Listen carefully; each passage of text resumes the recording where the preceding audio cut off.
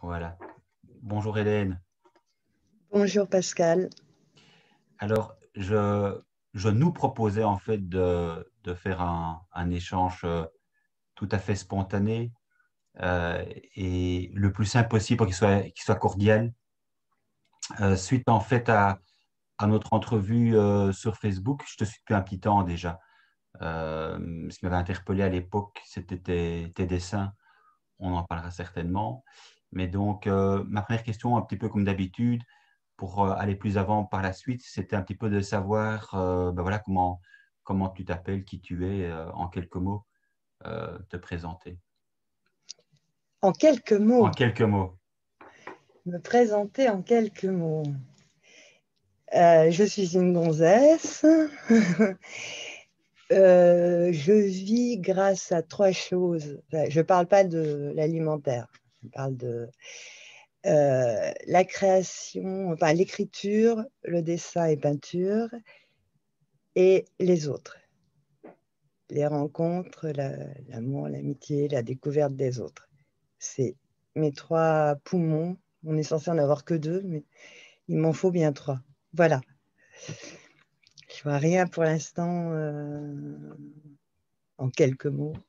Oui, mais c'est vrai qu'en fait, c'est l'occasion évidemment de notre échange, c'est un petit peu de voir finalement qui tu es, ce qui va faire certainement écho chez moi et à mon tour un petit peu pouvoir m'exprimer, parce que je pense que toi comme moi, en fonction de ce qu'on a peut-être pu vivre par le passé, c'est vrai que du coup, euh, s'exprimer sur nos émotions, sur ce que nous avons vécu, sur nos envies, nos désirs, c'est pas forcément une évidence. Donc, je Non. pense aussi que les choses peuvent se mettre en place dans le cadre de notre rencontre, de notre discussion. Les choses peuvent se décanter peut-être plus aisément. Mais par rapport à ta peinture, en fait, tu peins, tu dessines, et c'est vrai que c'est quelque chose en fait que j'ai. En même temps, j'aime beaucoup ce que tu fais, et en même temps, ce qui m'interpelle toujours, c'est entre guillemets, qu'est-ce que cette peinture, cette écriture peut révéler de la personne, en fait. Euh, Peut-être on pourrait peut-être commencer par là. Qu'est-ce que comment en fait tu imagines ta peinture, ton écriture, le dessin, quelque part, qu'est-ce qu'il y a derrière, en fait je veux dire, si on gratte un peu la toile. C'est mon inconscient. D'abord, je n'ai pas d'intention préétablie. Je prends par exemple allez, on va dire une feuille à dessin. Euh, je ne me dis pas je veux dessiner ça. Il y a juste le désir de dessiner.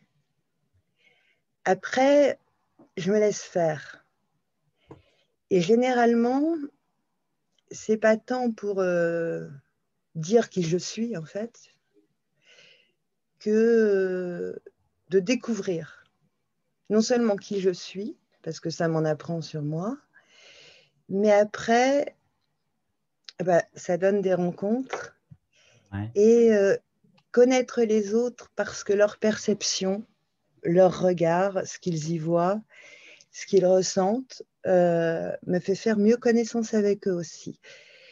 Donc, c'est pas un solipsisme, c'est pas un truc pour moi toute seule comme un journal intime. C'est aussi un lien avec le monde et avec les autres. Et c'est ce que tu disais, je crois, sur la difficulté de s'exprimer. Ouais. C'est une exposition, euh, c'est à la fois un vecteur, une respiration, et je crois la façon dont sort ce dont on parlait et dont on va reparler, ce qui est enfoui. Ce qui est enfoui sort par ce canal chez moi. Mais donc, je n'y ai accès que par ce biais-là, pas en psy, par exemple. En Et psy, ça n'est. en psy, je fais rire mes psys.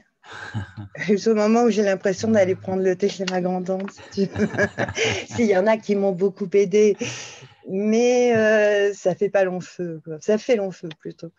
Voilà. Parce que je crois qu'en psy, j'essaie de séduire. Ça me facilite les choses. Ah oui. Quand je suis devant une page ou une feuille blanche, il n'y a pas de séduction qui tienne.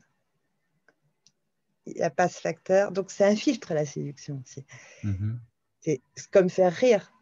Quand je fais rire mes Bien psys. sûr. Quelquefois, d'ailleurs, à la fin de la consultation, je leur dis, c'est vous qui devriez me payer, là. Voilà. Donc, j'ai un peu arrêté la psy. Par contre, l'écriture, jamais. Et le dessin, si, longtemps. Mais ça m'est revenu.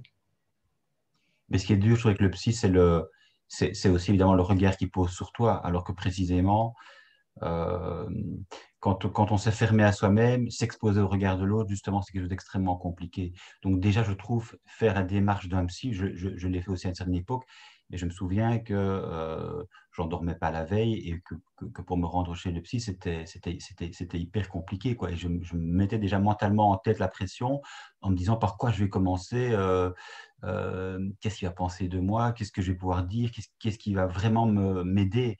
Parce qu'il y a aussi évidemment le fait que voilà, ça a quand même un coût aussi. Donc, quelque part, ça aide aussi parce qu'on a envie du coup que ça serve à quelque chose, entre Ben guillemets. oui, oui. Et en même temps, on sait que c'est a priori pour durer, quoi. Je veux dire, et ça peut, C'est normalement certains, un ça peut long durer des voyage. années. C'est normalement un long voyage dont on aimerait effectivement sortir le plus vite possible. Pas du voyage, mais en tout cas de la nécessité que c'est d'être, que de consulter un psy. Déjà, c'est se reconnaître malade. Ah, faut souffrir beaucoup pour se résoudre, Oui, je crois. oui, oui, tout à fait. Sauf si il y a des gens qui vont voir un psy parce que, voilà, c'est chouette de dire, je fais une analyse, ou ils voient ça comme une démarche intellectuelle. Mais sinon, effectivement, ça donne le trac, ça angoisse avant. Moi, je prenais Ouais, même des notes dans un petit cahier au début, je me souviens, dans une phase. Et il faut vraiment avoir très mal et très peur, quoi. ouais. Avoir Mais, l'impression que si on ne le fait pas, on va complètement se casser ou se tuer. mm. Je ne sais pas si toi, tu en étais là. Moi, il m'est arrivé d'en être là. Alors, c'était un peu la psy ou rien. Valait mieux la psy. Oui, c'est ça. Ben oui, oui. Non, mais c'est vrai qu'à un moment donné, euh, c'est vraiment le fait d'être mis au pied du mur, c'est-à-dire que C'est ça. il y a un tel étouffement en soi qu'à un moment donné, on se dit effectivement, soit on se flingue, soit on essaye de trouver une porte de sortie peut-être plus honorable, parce que quelque part, il y a aussi un désir de vivre extrêmement, extrêmement fort en soi, qui fait que même dans des difficultés extrêmement importantes et parfois sur un long cours, euh, on tient quand même, quoi. On tient quand même, mais Plus que comment. dans la souffrance, dans la souffrance. Et parfois, grâce à une rencontre ou parce que justement la souffrance est trop intense, on, on fait le choix de consulter. Ou peut-être de trouver les mots aussi, parce que finalement, quand tu écris, c'est vrai que toi tu dis, j'aime beaucoup ça parce que je pense que si on veut vraiment être dans le vrai et dans la nudité, en fait, on ne peut rien forcer non plus. C'est parfois un peu Non. l'impatience qu'on peut avoir, c'est de se dire, je suis dans une page blanche, j'aimerais écrire, j'aimerais sortir quelque chose pour justement m'en sortir. Et en même temps, il y a une telle confusion que finalement, les mots ne sont pas justes et donc ça ne sert à rien d'écrire, quoi. Et donc, c'est quelque chose qui est gratuit, en fait. Ça t'est donné à un moment donné, euh, mais effectivement, c'est C'est vrai que ça impossible t'est de donné. forcer. C'est comme un Ouais, cadeau. C'est pas comme un truc que tu vas aller acheter, quoi. non, C'est quelque chose que tu reçois et, euh, et que tu reçois en forme de une fiction, une chanson, une pièce de théâtre, un poème, un texte, peu importe, ou un dessin. Mais ça implique aussi, du coup, qu'on a laissé des choses ouvertes. Pour recevoir, il ne faut pas être complètement clos. Sinon, c'est comme donner un truc, jeter un truc contre un mur. Ça fait un rebond et puis ça repart d'où c'est venu. Et je crois qu'on parlait avant la vidéo elle-même du fait que les gens qui créent souvent sont douloureux, mais leurs failles font ouverture aussi. oui, oui. La Et faille n'est pas qu'un handicap. non, C'est Audiard qui disait j'aime les fêlés parce qu'ils laissent passer la lumière. c'est vrai. Oui. Et c'est l'expression que j'ai retrouvée chez mon écrivain préféré, l'écrivain français Charles Juliet, Ouais. qui effectivement parle de cette lumière qui passe chez les fêlés. Oui, il y a effectivement euh, pour peu évidemment qu'on accepte d'y accéder, il y a une sensibilité extrêmement forte et prégnante, mais qui fait aussi que à un moment donné, si on arrive à à, oui, si on arrive à un moment donné à se rejoindre, du coup, on, on peut justement sortir aussi de cette solitude, de ses propres difficultés. Donc ça fait boule de neige. C'est un peu ce qu'on disait tout à l'heure, c'est toute la difficulté en fait, de la personne qui est coupée d'elle-même, c'est que elle va avoir du mal du coup à s'ouvrir et elle va s'imaginer être complètement seule. Alors qu'à partir du moment où elle accepte de s'ouvrir même dans la souffrance, elle va se rendre compte en fait que sa souffrance, elle est partagée par énormément de personnes et qu'au lieu de devenir un handicap, quelque part, elle va pouvoir faire lien. Et c'est ça quelque part, tout le paradoxe et toute cette difficulté en même temps de sortir de soi euh, parce qu'il faut oser, quoi. C'est un risque, c'est une audace. Et quand on a Alors en été. même temps, c'est une de nos différences dont on va parler. Oui, C'est que toi, tu parles d'arriver à le faire. Moi, je le fais depuis toujours. Euh, déjà, je suis, tu sais, le ça, le surmoi, le moi, le schéma freudien. Bon, moi, le surmoi, j'ai pas eu l'application et j'ai l'inconscient à fleur de peau. En ça, je ne suis pas coupée de moi-même, je suis un peu envahie par moi-même, ce que je te disais tout à l'heure. oui, Et très vite, toute petite, mon recours a été l'imaginaire. Alors, j'avais plein d'amis imaginaires, invisibles. Je parlais toute seule. J'avais des frères et sœurs invisibles. J'avais des animaux invisibles. Une fois, je me souviens, dans mon appartement, enfin, dans l'appartement de mes parents, ma mère et moi, on s'est croisés dans un couloir qui était assez étroit. Et je l'ai engueulée parce qu'elle avait marché sur le pied de ma sœur invisible. Et elle s'est excusée auprès de ma sœur invisible. Donc, elle alimentait le processus. Moi, j'étais une petite fille unique en plus. Et sans cousin, enfin, de côté de la famille que je voyais plus, j'étais la seule enfant de la famille. Bon, donc, il y avait aussi une solitude au départ. Et mhm. ma mère avait un de ses critères d'éducation, c'est pour que l'enfant développe son imaginaire, il faut qu'il s'ennuie. Donc, elle ne me comblait pas d'activités. Quand mes copains avaient tennis, guitare, machin, moi, j'étais seule avec moi-même. Et le dessin, bon, j'ai dessiné comme tous les enfants, sauf que les enfants arrêtent à un moment. Moi, non. Et puis l'écriture, dès que j'ai su écrire, je me faisais offrir des cahiers dessins intercalés à écriture. J'écrivais et je dessinais. Je passais des heures à ça. Mes grandes vacances, c'était à moitié ça, quand à partir de mes 6 ans, si tu veux. Mhm. Euh, moi, ce qui est plus dur et là où je dois produire des efforts, c'est pour accrocher au réel, au concret des choses et au monde extérieur. Oui, Accéder à moi-même, ce serait plutôt, j'ai envie de dire, couche panier, Hélène. d'accord. Et toi, l'inconscient, baisse le volume. Toi, je crois que c'est le contraire. Oui, c'est le contraire. Et c'est vrai que c'est intéressant ce que tu dis parce qu'en fait, euh, autant dans un premier temps, maintenant, j'essaie effectivement j'ai envie de dire, de m'ouvrir à moi-même et donc de plus en plus aux autres. Mais c'est vrai que dans un premier temps, la relation était extrêmement compliquée. Et elle était compliquée justement parce que j'étais complètement, si tu veux, étouffé. Et donc mes émotions, en fait, elles étaient réduites pratiquement à néant, quoi. Je veux dire, j'avais peur justement d'être submergé par les émotions. Donc moi, je les mettais, si tu veux, euh, dans une casserole quelque part, un peu vraiment sous pression. Et c'est ce qui fait aussi qu'à un moment donné, justement, on étouffe parce que précisément, on ne se laisse pas vivre, on ne laisse pas ses émotions surgir.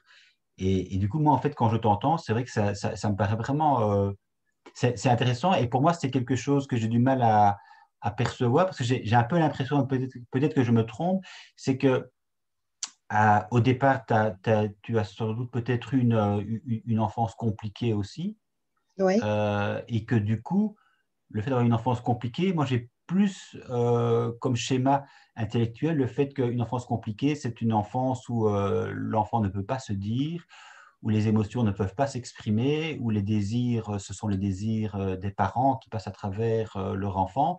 Et donc, du coup, il y a pas, je dirais, une sorte d'explosion émotive qu'il faut absolument canaliser, mais il y a au contraire des émotions extrêmement enfouies qu'il faut essayer justement de faire germer. Donc, oui. c'est complètement l'opposé. Et comment toi, tu expliques en fait que dans ton cas, justement, et contrairement à moi, c'est pas un étouffement des émotions, mais c'est un surcroît d'émotions? Oh, déjà, bon, il y a un problème de départ. Mon père n'est pas mon père, il y a un mensonge, il y a un secret. Euh, Ma venue au monde, à la fois était désirée et mon existence posait vraiment problème. Je constituais un problème dès le départ. Et ensuite, euh, il y avait chez ma mère, je crois, une grande ambivalence. Ma mère pense qu'elle n'a pas été aimée et je crois qu'elle n'a pas tort. Il y avait une grande déficience d'amour. Elle en a beaucoup manqué.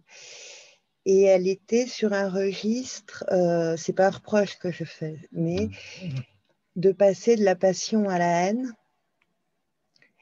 Et elle le dit maintenant elle-même, hein, il y avait une grande violence dans les émotions et que des extrêmes. Donc moi j'ai été bon, et les deux pères étaient très à la marge, on va dire. Ils ne faisaient pas vraiment partie. J'ai deux pères, mais je suis un peu la fille d'une famille monoparentale. D'accord. Je n'ai qu'un seul parent qui est ma mère, si tu veux. Et, euh, et il fallait faire avec à la fois les pleurs, les câlins, les cris, la violence verbale, ou ce qui m'a rendue violente aussi. Parce que soit je me cachais sous un lit et je mourais de peur, soit je mourais de peur, mais je criais encore plus fort. Et un jour, ma mère, je devais avoir 11 ou 12 ans, m'a dit: tu es la seule personne que je respecte. Je dis: pourquoi? Parce que tu es la seule à ne pas avoir peur de moi. Et elle se trompait. J'avais très peur. Mais voilà, c'était pas un choix, hein. J'aurais pu, d'instinct, j'ai été sur ce registre. Mais il me fallait aussi, je pense, des espaces où tout ça pouvait ne pas être stérile et prendre forme, ne pas être un chaos. Mhm. Et l'écriture ou le dessin ou la peinture donnait une forme à ces choses. Et quand tu es petit, tu ne comprends pas. Et même tu sais des tas de choses, mais tu ne sais pas que tu les sais. Ouais. Et je les découvrais, certaines choses. Une fois le texte écrit ou le dessin fait, je découvrais quelque chose. Et après, ça me mettait en lien avec les autres aussi. Tu décrivais, Les réactions des autres. tu découvrais en fait ce que tu avais écrit en te relisant à la limite, quoi. Ah ben, encore maintenant. Ah ouais. Donc Encore c'est maintenant. l'inconscient quelque part qui est premier, mais c'est justement parce que justement c'est quelque chose que tu laisses venir, c'est pour ça en fait. Si tu te forçais, Oui. évidemment, tu saurais exactement ce que tu veux, là où tu veux aller, donc tu écrirais en fonction Je ne sais pas, j'ai pas de d'un plan. Moi, je ne plan, mais sais il n'y a pas pas de plan. écrire. Il y a des écrivains qui ont Oui, des plans en face de leur bureau. Il y a oui, tout le. Euh, Marguerite Duras disait j'écris dans la nuit. Euh, Moi aussi. Je ne me compare pas du tout à Duras. Je veux dire, ça, je l'entends très, très bien. J'entends très bien. C'est la nuit. Tu n'as pas forcément de torche. Ou alors, pas, tu grilles une allumette, tu vois, mon bracelet se barre. Tu grilles une. Mais à un moment, ça s'éteint et tu ne sais pas trop où tu vas. Et ça se révèle au fur et à mesure. C'est comme un fil qui se dénude au fur et à mesure que tu avances. mhm, Et à un moment, ça s'éclaire. Mais moi, c'est au moment de la relecture. Par contre, Duras disait qu'elle ne se relisait jamais. C'est rien, mais moi, c'est au moment de la relecture que je me dis, ah merde, alors j'ai écrit ça, ça veut dire quoi? Et sinon, l'écriture, quand toi tu écris, en fait, et que ça t'est donné, et du coup, ça vient vraiment facilement, les mots coulent de source, ou bien c'est quand même un travail laborieux pour justement essayer de trouver le mot juste qui exprime réellement ce que tu as au plus profond de toi-même. Alors, le premier jet coule de source. J'ai jamais l'angoisse de la page blanche ni de blocage. Par contre, je relis, je réécris, je relis, je réécris, je relis indéfiniment. Je peux le faire. Il faut même que je m'oblige à un moment à me dire le livre est fini. Parce que sinon, je pourrais être encore sur mon premier roman, si tu veux, 30, 40 années plus tard. Et c'est là que ça devient laborieux. Parce que là, je suis très exigeante. Et là, c'est plus l'inconscient. C'est pour trouver ce qui est au plus juste, justement. Donc, il faut beaucoup élaguer, épurer, ne pas se noyer sous une profusion de mots qui aurait tendance à cacher l'essentiel. C'est ça. Donc, d'abord, ça vient tout seul, et ensuite, c'est un travail de bûcheron et de jardinier. Dans l'idée, quand même, à un moment donné, d'être lu, parce que bon, tu Je disais tout crois à que l'heure. le contraire n'existe pas. Je crois que Ouais. quelqu'un qui écrit un journal intime, consciemment ou pas, rêve que d'un truc. C'est que quelqu'un le lise. Oui, mais ça peut être un exercice difficile et douloureux aussi. Donc, C'est difficile, c'est douloureux, mais je ne crois pas. C'est comme les gens qui parlent tout seuls, ils aimeraient bien parler à quelqu'un. Quand tu écris pour toi, tu as au moins un lecteur imaginaire ou un autre toi, parce qu'on est plusieurs en général dans sa tête, qui te lit. Donc, c'est l'inverse de la masturbation, d'accord. si tu Et veux. donc, On est toujours au moins deux, on même revient si à c'est la, deux. on revient à l'ami imaginaire de tout à l'heure, peut-être. L'ami imaginaire, le lecteur, oui, mais je ne crois pas à quelqu'un qui écrit ou qui dessine ou qui chante ou qui danse ou qui joue euh, et qui veulent que ça reste dans le vide. Je ne crois pas à un enseignant, c'est enseignant, Mhm. qui veulent donner cours sans avoir d'élèves. Je ne crois pas à ça. Je ne crois pas à quelque chose qui n'implique pas l'autre, Mhm. d'une façon ou d'une autre. Ouais. Mais oui, tout est dans le partage finalement. Tout est dans le partage, Tout est dans le dans le passage lien à l'autre. Oui. Ouais. imaginaire, réel, Ouais. euh, mais je ne crois en rien qui n'implique pas autrui.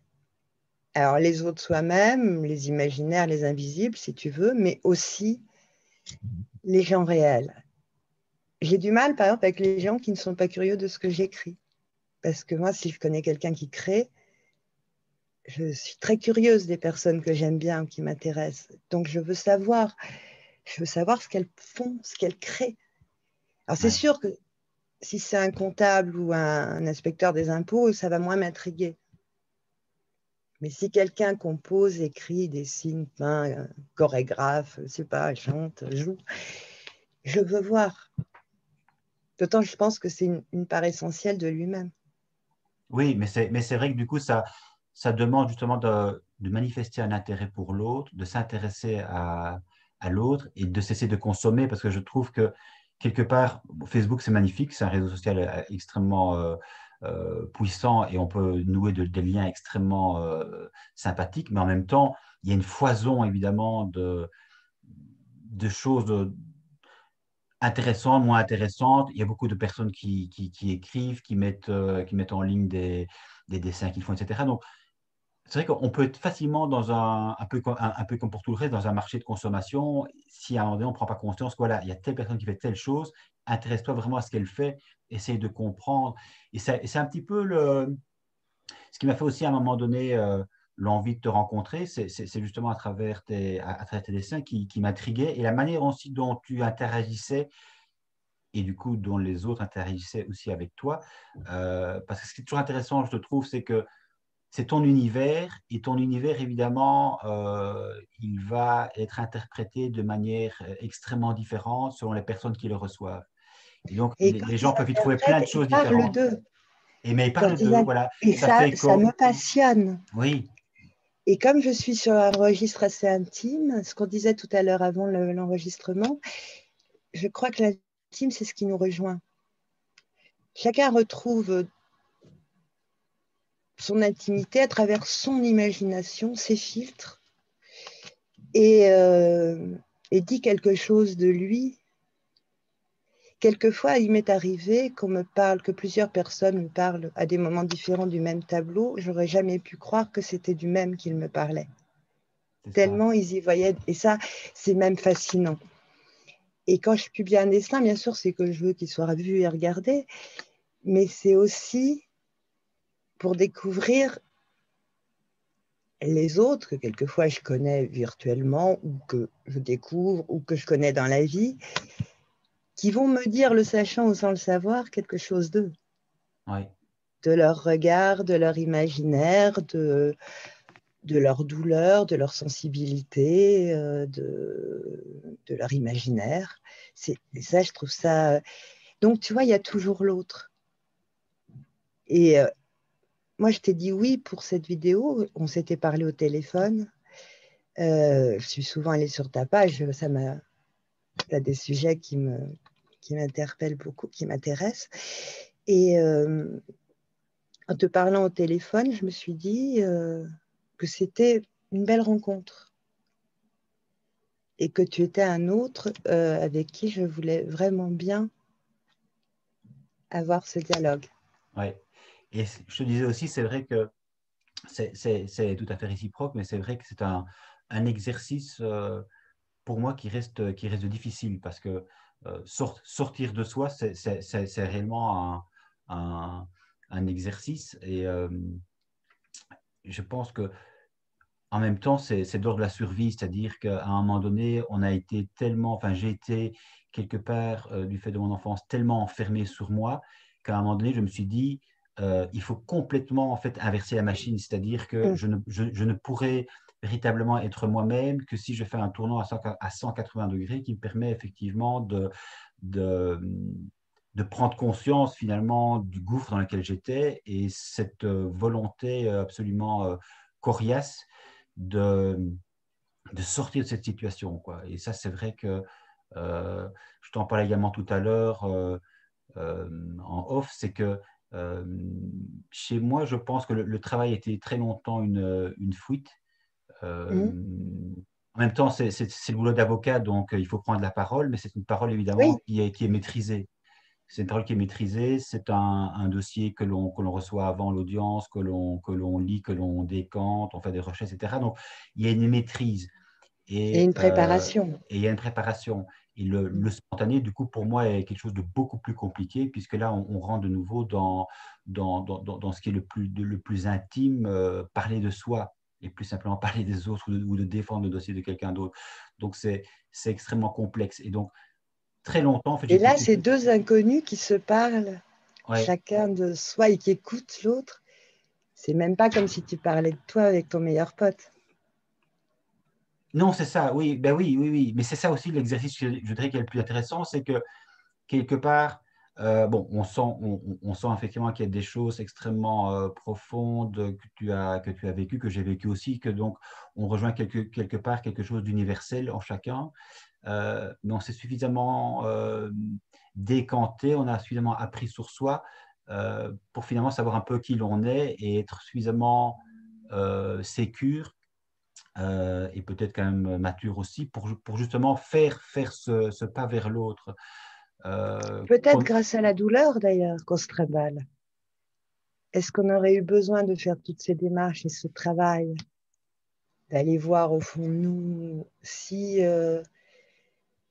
s'il n'y avait pas cette souffrance, si on était comme sur en haut d'une pente de ski et que ça glissait tout seul.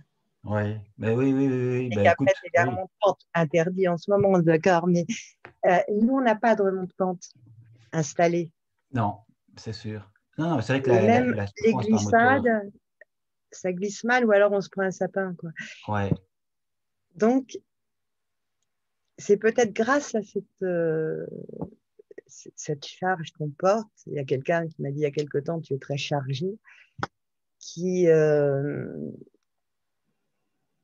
nous a mis sur ce parcours et de travail. Tu parlais, toi, de ton écriture et de rencontres, de besoins et d'envie de l'autre.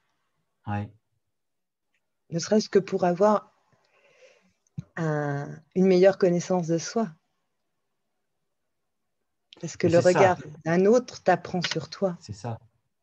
Mais c'est ça, en fait, c'est ce que dit aussi Jean Juliet, que j'aime beaucoup, mais c'est vrai que c'est la connaissance de soi, en fait, qui est fondamentale. Et au départ, quand il n'y a pas eu dans l'enfance cet amour maternel et paternel, c'est vrai que du coup, euh, on vit et on grandit dans une certaine confusion qui nous empêche justement de nous connaître. Et donc, à un moment donné, ben, on est complètement coupé et de soi et des autres. Et c'est toute cette difficulté de refaire ce lien. Et pour moi, du coup, en fait, c'est vrai que je disais que le métier, c'est un métier de parole, mais en même temps, c'est une parole effectivement qui est quand même très travaillée et donc pas spontanée, Et qui n'est pas émotive. En qui tout n'est cas, pas pas tes émotif, émotions mais aussi personnelles. c'est un travail je veux dire que quelque part, il m'arrangeait bien ce travail, c'est-à-dire que c'est un métier extrêmement prenant et donc c'est aussi une façon quelque part euh, de courir après un dossier puis après un autre, d'être tout le temps occupé et donc finalement de ne pas avoir le temps et de ne pas vouloir prendre le temps de revenir à soi justement. Une fuite en avant, C'est une fuite en avant, c'est un ça, oui. peu. Ouais. Façon de s'absorber dans tout ce qui n'est pas toi.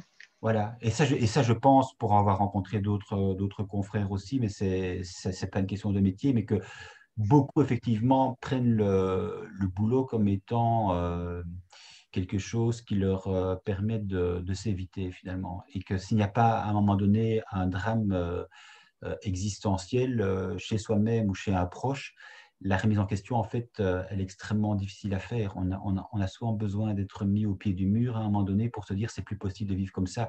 Je le savais déjà, mais tant que quelque part j'arrivais à le gérer, eh bien je le gérais. Et donc on n'est pas dans le lâcher prise, on est dans le Au forcing, quoi. contraire, dans l'hyper-contrôle. Mais oui, Ouais. oui. Mais donc j'imagine que tu étais aussi toi très longtemps dans l'hyper-contrôle. Non, pas du tout. Jamais. Toujours. Ah, le contraire. Le contraire. Moi, j'oubliais, je perdais tout. On me disait tout le temps de ranger ma chambre. C'était un bordel inouï. En revanche, j'étais extrêmement timide. Mais j'ai toujours eu des amis. Le problème, je crois, c'est que j'ai été très gamine dépressive.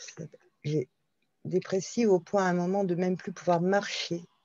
C'est ma prof de danse qui, en douce, m'a réappris à marcher, qui me gardait Hmm. seule, euh, avec des tam-tams, des percussions, ses doigts, et qui m'attendait comme on attend un petit enfant, tu sais, quand il fait ses premiers pas, parce que j'avais plus besoin, enfin, marcher me donnait peur de tomber. Marcher, c'était aussi souvent dehors, et je me supportais pas, je supportais pas mon corps, je supportais pas mon image. Et puis, tout ça a été enfoui par contre, puisqu'il n'y a jamais eu de mots dessus. Jusqu'à un jour, ça reflue. Je me suis pris un grand brise-lame dans la gueule et j'ai été pendant 10 ans dans un tunnel de dépression grave. Et tu te souviens, c'était à quelle époque, ça? Ça, c'était entre mes 25 et 35 ans. Ce qui a eu des D'accord. conséquences irréversibles sur ma vie, bien sûr. C'est un âge où les gens construisent leur vie. Hmm. Moi, c'est un âge où mon projet, c'était de mourir, de m'effacer. Et l'étonnant, c'est que j'ai vraiment failli mourir sans le chercher. Que du coup, je me suis tapé du coma, 3 mois d'hosto. C'était un vilain virus, hein, c'était pas une tentative de suicide. Mhm.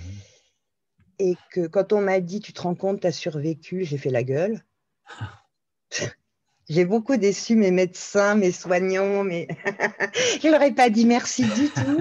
Ils me C'est vrai. merde, Et la vous ne pouviez pas reconnaissance. me laisser comme ça. Et en même temps que eux, enfin les autres justement, et du coup moi, on a compris que malgré cette obsession de mourir et le fait que pendant 10 ans, je me suis mise hors de la vie, même de la mienne, il y avait un furieux instinct de survie derrière. Et que même si je ne voulais pas, mon corps, mon inconscient prenait les commandes. Contre mon gré. Moi, consciemment, je ne voulais pas vivre. Tout le reste à l'arrière, dans les coulisses, Mais voulait. Mais en même temps, tu étais vivant. Donc, entre moi et moi, on n'était pas d'accord. Voilà, c'est ça. Oui, il y a une sorte de lutte intérieure. Mais là, Oui. du coup, c'est un ami imaginaire aussi qui est un peu néfaste, quoi. C'est pas, en fait, Il y a beaucoup de doubles. Il y a un ami qui est mon frère de cœur et qui lit tout ce que j'écris, lui, et qui est correcteur. En plus, j'ai l'imprimatur quand il a corrigé le manuscrit.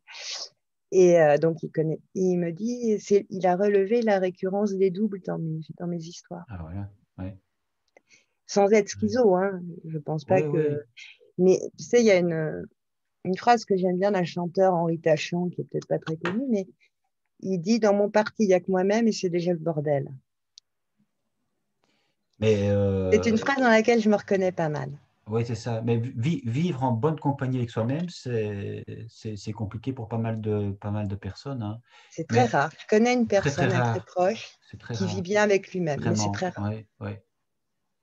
Et c'est parfois, j'imagine, le fruit aussi d'un long travail, quoi. C'est pas, ça tombe pas du ciel, quoi. Je veux dire, c'est pas Mais là, naturel. c'est pareil. La création fait qu'à un moment, tu oublies où tu es, qui tu es et dans quel contexte pour être complètement dans ton texte, dans ton dessin, dans ta musique. Et du coup, c'est pas tant avec toi-même que tu vis, tu y échappes aussi. C'est à la fois se trouver et à la fois s'échapper. Tu es tellement dans ce que tu fais Ouais, que tu ne penses pas à toi, ce ouais, qui t'évite de t'engueuler avec toi-même. ouais. Ah ouais, je comprends ce que tu veux dire. Mais du coup, en fait, toi, par rapport à ta vie actuellement, tu es quelqu'un qui est plus extraverti, qui aime la rencontre, ou bien tu restes un petit peu avec ce point de départ qui était justement euh, vivre avec sa solitude et finalement la relation à l'autre, certes, c'est important, mais en même temps, tu n'es pas spécialement demandeuse Les deux, de la relation. capitaine. Les deux capitaines. J'ai eu un grand amour qui m'appelait le troglodyte, qui en dit long, je crois. Euh, je suis une très grande timide qui s'est un peu soignée à la méthode Coué, mais il en reste bien quelque chose qui ne transparaît pas forcément, sauf dans certaines situations. Et en même temps, euh, j'ai carrément une dépendance à l'autre. Je suis dépendante affective. Je suis une sauvage, solitaire, dépendante affective, qui a un appétit des autres, donc les deux. D'accord. C'est-à-dire que je vis dans ce paradoxe et dans cette contradiction tout le temps. Ouais. Il faut que j'ai ma dose de solitude absolue, mon trou à moi, ma caverne, et il faut qu'il y ait les autres. Et alors là, c'est sur le fil pour trouver, pour que la balance bascule pas et ne me fasse pas tomber, si tu veux, dans un excès ou un autre. Effectivement, c'est du funambulisme un peu entre ces deux. Et ils sont, je crois, égaux. Enfin, ils sont aussi forts et lourds l'un que l'autre. Et donc, ça demande cette maîtrise aussi de ton émotivité, Pas du tout. Non, pas du tout. Mes proches te diraient, je suis insupportable, je gueule, je pleure, je ris aux éclats, Ah ouais. et je suis impossible à vivre. Je peux me déchaîner pour n'importe quoi, j'ai des crises de larmes qui préviennent pas, j'ai des... Et en même temps, si j'ai un coup dur, par exemple, je ne vais pas pouvoir en parler tout de suite, même à la personne la plus proche. Il va falloir que je me replie dans mon coin, personne ne le saura au départ. Hmm. Tu vois, donc c'est très extraverti, mais si un truc violent m'arrive, c'est le contraire, ça se renverse. C'est ça. Mais Le troglodyte revient. voilà. Mais c'est toujours impressionnant de voir comment finalement, même sur certains points où on peut se rejoindre, en même temps, et ça c'est vrai que pour moi, qui était quelqu'un d'extrêmement intellectuel et très peu en émotion, du coup, je suis très dans, mais comment l'autre fonctionne, je ne comprends pas en fait. Euh, c'est intéressant de voir, je veux dire, le nombre de personnes finalement qui peuvent vivre des choses de manière complètement différente. Je veux dire, moi j'ai une sœur, je sais qu'elle a vécu évidemment forcément aussi la situation familiale avec difficulté, mais en même temps son parcours n'est pas le mien, quoi. Donc Mhm. moi, par exemple, à un moment donné, j'ai fui énormément dans la religion. Ça a été une sorte de béquille, de soupape. Parce que un petit peu comme toi, je ne voyais vraiment pas de sens à la vie et donc je n'attendais finalement que la mort. En gros, c'était vraiment ça. Ouais. Donc vivre sur Terre, c'était pour moi quelque chose qui n'était pas. J'avais pas les clés, donc je ne savais pas très bien comment j'allais me démerder, j'ai envie de dire, avec ce qui m'avait été donné sans mon consentement, c'est-à-dire la vie. Mais j'étais là, Et j'étais puis Dieu vivant. est un grand autre, mais moi seul Et s'il y puis a Dieu est un Dieu. grand autre, et alors on se dit que finalement, si on rate sa vie sur Terre, ben, on la réussira dans l'au-delà, quoi. Donc, il y a une sorte de, Une seconde chance. voilà, mais d'échappatoire aussi, mais qui se fait de manière extrêmement, enfin, on n'est pas vraiment de bonne foi, hein. Mais donc, quelque part, ce que je veux dire par là aussi, c'est que peut-être pour certains, la religion peut être euh, libératrice, quoique je me pose quand même des questions, mais c'est vrai que pour moi, en tout cas, elle est venue se greffer, si tu veux, sur un enfant qui était déjà dans un profond mal-être, qui se sentait extrêmement Mhm. coupable, honteux de vivre, euh, honteux aussi, je pense, de mon papa, puisqu'on papa était schizophrène, donc c'est clair que ça m'a impacté. J'ai moi-même très longtemps eu peur de devenir complètement dingue aussi. Mhm. Donc ça, j'ai dû le travailler aussi. Et quelque part, sortir de la confusion, la schizophrénie, c'est un peu ça, quoi. C'est avoir l'impression de ne pas savoir qui on est et de, de se parler à soi-même et de manière extrêmement négative, quoi. Et donc, il y a toujours une petite voix comme ça qui te travaille, qui t'empêche de vivre sereinement la journée, qui t'empêche aussi de dormir sereinement la nuit. Donc, tu es avec un ennemi, pour le coup, imaginaire, mais qui est bien présent. Et, Ah, mais d'ailleurs, quand j'étais petite, j'avais aussi un ange gardien. ah oui, un bon Parce que ange. j'étais croyante, j'ai été mystique. Ah oui. Jusqu'à l'âge de 12 ans. À 12 ans, tout m'a quitté. Ah voilà. Et pourquoi tu as Dieu quitté? m'a abandonné. Ah, voilà, c'est Et j'ai ça. abandonné Dieu. Nous avons rompu. Tu avais pourtant une vocation. Mais j'avais un ange gardien. Ouais. Et un dialogue. Ça permet. Tu sais, d'ailleurs, tu parles de schizophrénie et de religion. Il y a une phrase que j'aime bien, qui est un peu une forme de blague. Mais qu'est-ce qui distingue un croyant d'un schizophrène? Le croyant parle à Dieu, le schizophrène l'entend. Ouais, c'est pas mal. Moi, ça fait penser, qu'est-ce qui distingue une religion d'une secte, si ce n'est que la religion, Le secte qui a évidemment. réussi, c'est ça? Voilà, c'est ça. Et je suis. Je vois que tu suis. Mais c'est vrai, en fait, ce qui est aussi toujours marrant, c'est que quelque part, moi qui étais extrêmement imprégné par la religion, j'ai du coup souvent l'impression que pour les autres, c'est vraiment un truc qui ne les a pas du tout impactés. Mais en fait, on est nombreux, je pense, à avoir eu parfois une enfance extrêmement compliquée et du coup, en fait, d'avoir pris ce qui nous était donné, c'est-à-dire quelque chose de complètement irréel, de farfelu, mais qui était une béquille dont on avait besoin et on fonctionne beaucoup avec des béquilles pour justement survivre quand on a une enfance compliquée. Et ma sœur, elle, euh, nos parents sont identiques, mais elle n'a pas accroché à la religion comme moi. Elle a Il n'y vécu a les pas choses. réagi comme toi. Elle n'a pas réagi comme moi, non. Non. Et en fait, très longtemps, l'un et l'autre, on se parlait tellement peu qu'on était encore dans la même famille que on s'imaginait l'un et l'autre qu'on avait fait notre vie et qu'on était parfaitement équilibrés, que tout allait très bien, quoi. Et donc, ça, Oui, c'est la force du déni. Mais le déni, Oui, il peut tuer, mais il peut sauver un temps aussi. Si on avait tout dans la gueule comme ça, clairvoyance, ah ouais, ah ouais, tous les spots, ce serait d'une violence, ça nous tuerait. Ça oui, nous oui, tuerait. oui, oui, On a besoin d'un peu de déni aussi, un bien peu sûr, d'échappatoire aussi. bien Après, il ne faut sûr. pas se noyer dedans, je crois. Moi, ma foi était différente. Ma première passion, c'était ma grand-mère. Elle croyait en Dieu. Mes parents s'en foutaient complètement. Ils se donnaient ni la peine de croire ni de pas croire. Enfin, ma mère en bouffait un peu du curé. Mon père s'en tamponnait complètement. Enfin, mes deux pères s'en tamponnaient complètement. Et ma grand-mère me racontait les histoires du petit Jésus qui avait tout mon âge, qui faisait des bêtises, qui avait un ange gardien. Donc moi, j'en ai eu un. Enfin, tu vois, c'était une façon un peu orthodoxe de présenter la religion. Et puis, moi, j'avais très, très peur de la mort des autres. Alors, toute petite, j'avais très peur de la mort des autres. Alors, effectivement, la notion qu'on se retrouvera après, c'était très, très pratique. Et puis, ma grand-mère est morte. Et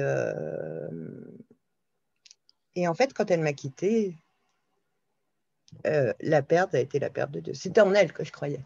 Ah Je me oui. suis rendu compte après que j'étais, parce que c'était une passion, j'étais une espèce, la passion, ça a quelque chose autour de mystique un peu. J'étais une espèce de mystique de ma grand-mère, pas tant de Dieu. Et c'est là que ma première dépression a commencé, je crois. Je crois. Après, difficile d'avoir des certitudes et la mémoire est tout revisitée, recréée. Bien sûr. Ouais. Voilà, le lien entre la mémoire et l'imaginaire est très... entre les deux liens, ça fait des tresses, hein, ça fait des lattes. Mais on recrée toujours son passé un peu, je crois. Ouais. Mais moi, je crois qu'en fait, Dieu, je m'en foutais. C'était ma grand-mère qui était Dieu. Dieu n'est pas censé mourir. Mais du coup, en fait, à travers ton art, tu as plusieurs fois à ton art, tu écris, tu dessines, tu peins. En fait, quand je vois maintenant ce que tu mets sur ton Facebook, de manière générale, c'est quand même plutôt lumineux, tu mets quand même plutôt des couleurs. Alors là, en ce moment, j'ai une série noir et blanc. Oui, en ce moment, mais enfin, je te Série noir et... C'est pas morbide pour moi, le Non, noir et c'est blanc. ça, c'est ça. C'est comme les films en noir et blanc, les photos en Ça. noir et blanc. J'aime beaucoup. Et puis, il y a plein de nuances, parce que c'est pas, comment dire, je perds le mot, c'est pas une division comme le bien, le mal, il y a un mot Non, pour dire ça qui ouais, me manque. ouais. C'est tout un tas de nuances, c'est des ombres et des lumières. Dans le noir et blanc, il y a de la lumière. Oui, Et chacun, l'ombre fait se rehausser la lumière.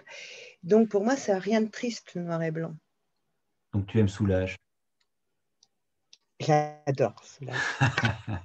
C'est lui qui parle bien justement de la Soulage me lumière. passionne, me fascine et je m'y retrouve. Ah ben oui, oui, bien sûr. Ça Non, résonne. mais... Toi aussi, tu aimes Soulage? Alors, moi, en fait, j'ai appris un petit peu à l'apprécier et à comprendre sa peinture de nouveau à travers Charles Juliet, qui est écrivain, mais qui aime beaucoup, enfin, qui a eu des Qui est ton rencontres avec. compagnon de vie, Charles Juliette. Ouais, clairement, lui. En fait, je pense que quand tu es vraiment au plus mal, il y a extrêmement peu de personnes qui sont capables de te rejoindre. C'est-à-dire qu'il faut vraiment une personne qui a vécu une expérience extrêmement similaire pour que tu puisses te dire, cette personne, je peux la suivre, je peux lui faire confiance. Parce que bon, Charles Juliet, je l'ai côtoyé depuis pas mal d'années, mais enfin, il avait quand même déjà derrière lui une œuvre assez conséquente. Et donc, Conséquente, hein. son premier ouvrage, c'était Ténèbres en terre froide, donc c'était extrêmement douloureux, sous une grosse souffrance, avec pratiquement à chaque page la tentation du suicide aussi. Euh, mais alors, au fur et à mesure de ces journaux, j'ai vu évidemment qu'il y avait d'abord une authenticité complète, ce qui pour moi est extrêmement important. Quand on a vécu quelque part C'est dans le mensonge, essentiel. voilà, quand on a vécu dans le mensonge, on a Un besoin d'y vrai voir clair. écrivain n'est jamais faux, même s'il écrit de la fiction du reste. Ouais, Il faut que ce ouais. soit une fiction vraie. La fiction, c'est pas le mensonge. Pas du Non, tout. non, C'est une non, autre façon de décrypter le réel. bien sûr, C'est bien pas sûr. mentir. Et moi, tu parles de Juliette. Je crois que quand on va très mal, on ne peut pas lire des choses gaies, consolatoires, comme on dit maintenant, la Mm, littérature consolatoire. mm. Mais putain, le gars qui te raconte toute la journée alors que tu es au fond du trou, que les petits oiseaux chantent, et gna gna gna gna, il te renvoie à ton maître, il te fait te sentir 1000 fois plus seul. Et donc, tes meilleurs compagnons, si tu lis, par exemple, c'est des auteurs qui souffrent, qui ont souffert, qui te parlent de cette douleur et qui font que tu dis, ah, je ne suis pas le seul à avoir mal, je ne suis pas le seul à être mal. Mm. Et ces gens-là, et c'est là que écrire est aussi une façon d'être avec l'autre. À Oui, travers son livre, ses livres, il t'accompagne, l'écrivain. Ouais. Mais ça prend du Et temps toi, aussi, hein, pour les... en tant que lecteur, tu donnes vie à son œuvre. Donc, c'est presque un phénomène chimique, c'est un besoin réciproque, Oui, mais ça, on ne peut pas réciproque. lire ou écouter des choses gaies quand on va très mal. C'est comme un jour où tu vas très mal et où il fait très beau, où tu vas te balader, où tu vois des amoureux, des bandes de potes, et toi, tu vas très mal. Et tu ne rêves que d'un truc, c'est qu'il pleuve ou qu'il fasse nuit, tellement tu te sens en décalage avec le monde, désassorti et isolé sur ta banquise, alors qu'il fait un soleil. Tu vois ce que je veux dire? Oui, je vois ce que tu veux dire, mais c'est vrai Ça qu'en aide fait, pas c'est... toujours la gaieté ou le Non, consolatoire. non, non, mais en même temps, c'est très paradoxal parce qu'évidemment, parfois, quand on broie du noir et si on ne lit effectivement ou si on ne rencontre que des personnes qui elles-mêmes broient du noir, on peut évidemment être tiré vers le fond. Et, euh, Pas et, et- forcément. Quelquefois, on peut Pas se retrouver à forcément, ben oui, rire à deux oui, oui, tout à fait. Mais ça de dépend nos justement douleurs. de l'état dans lequel on se trouve. Et un moment n'est pas un autre. Ce qui peut nous faire du bien un jour ne nous fera pas forcément du bien un autre jour. Absolument. On ne sait Alors pas que, à l'avance. alors, voilà, on sait pas à l'avance. Donc là, effectivement, il n'y a aucune maîtrise. Mais c'est finalement ce qui est passionnant dans la vie, c'est qu'à un moment donné, justement, on accepte de vouloir tout comprendre et quelque part d'être mieux que ce que l'on est. Je pense que très longtemps, j'ai porté en moi un tel idéal que c'était un poids que je... Écrasant. écrasant, oui, c'est ça. Tu te fais une idée de ce que tu devrais être, surtout quand tu te compares évidemment à d'autres et que tu trouves que tu es complètement un raté et que ta vie est un échec. euh, et que tu vois les autres qui ont femme, enfant, qui ont l'air souriants, qui ont un métier qu'ils ont l'air d'aimer, qui parlent avec facilité. Enfin, il y a un décalage. Facilité apparente. Oui, apparente, c'est vrai. Oui, oui, apparente, bien sûr. Le nombre de fois où je suis surpris d'avoir connu des personnes et m'en être fait une image par rapport à ce qu'ils voulaient bien donner d'eux. Et puis à un moment donné, quand la relation est justement plus intime, de me rendre compte en réalité que c'est pas qu'ils voulaient absolument te mentir, mais que quelque part ils étaient dans un mode de survie, quoi. Il y a Et du ça, vernis et quand il vernis. s'écaille, quand tu commences à Ouais, connaître les gens, ouais. tu commences à voir ce qu'il y a derrière. C'est comme je te disais tout à l'heure, je crois pas. Je ne dis pas particulièrement que j'ai eu une enfance malheureuse, compliquée.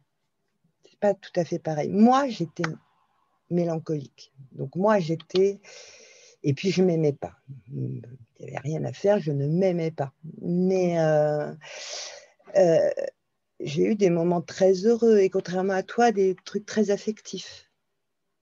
Et pas seulement, c'est pas limité à mes parents, c'était très extérieur même à la famille nucléaire, même si ma mère me faisait des câlins, tout ça. Mais Mm, je veux dire, même en dehors, j'avais un environnement violent, certes, parfois, et une famille pleine de douleurs, très, très à vif, mais très sous le tapis aussi.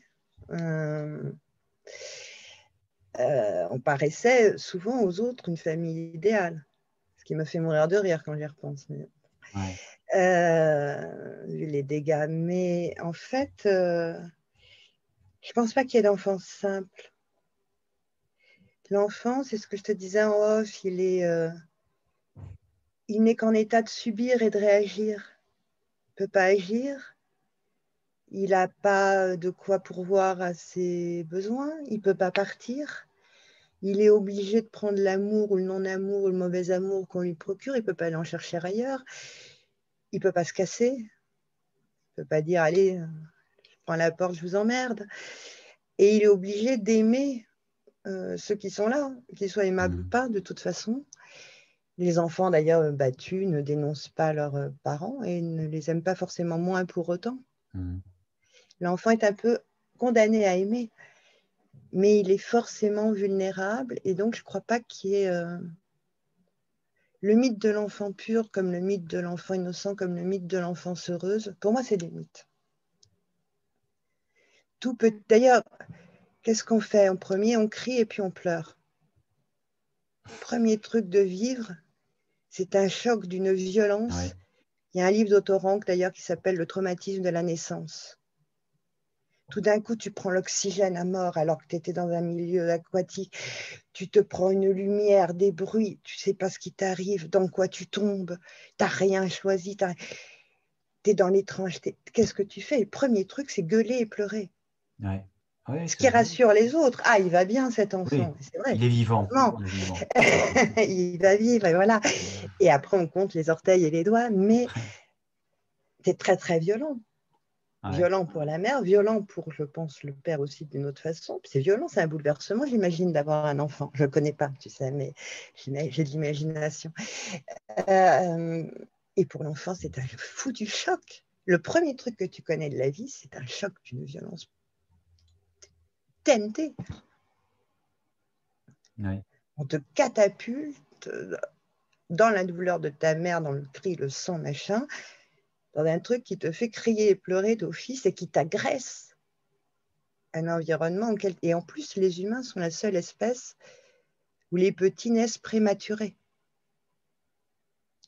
Et chez les animaux, ça n'existe pas. Et les animaux apprennent à marcher, à nager, à manger pour voir beaucoup plus vite. Si les humains sont lents, c'est parce qu'on est tous des primates. Mhm. Oui, et C'est comme la fontanelle, le crâne n'est pas formé c'est vrai. quand on est à 9 mois. Et ça qui est terrible aussi, c'est que quelque part, il y a une telle dépendance affective. Et alors, cette dépendance, évidemment, elle est normale au départ, puisque le nouveau-né, évidemment, a Il un n'a pas le besoin, choix. il n'a pas le choix. Et idéalement, évidemment, les parents devraient nous amener vers justement cette autonomie, cette indépendance. Mais quand on a souffert de dépendance affective par rapport à ses parents, moi, je m'en rends compte. C'est vrai qu'après, évidemment, il y a toujours cette crainte aussi de retomber dans cette dépendance. Et donc, du coup, peut-être un peu ce que tu disais tout à l'heure, mais toujours cette ambivalence entre ce besoin de moments de solitude et ce besoin aussi de contact, de lien, de rejoindre l'autre. Et donc, il y a souvent une forme de tension euh, qui exige aussi d'être toujours un peu à l'affût ouais, à l'affût, d'avoir cette difficulté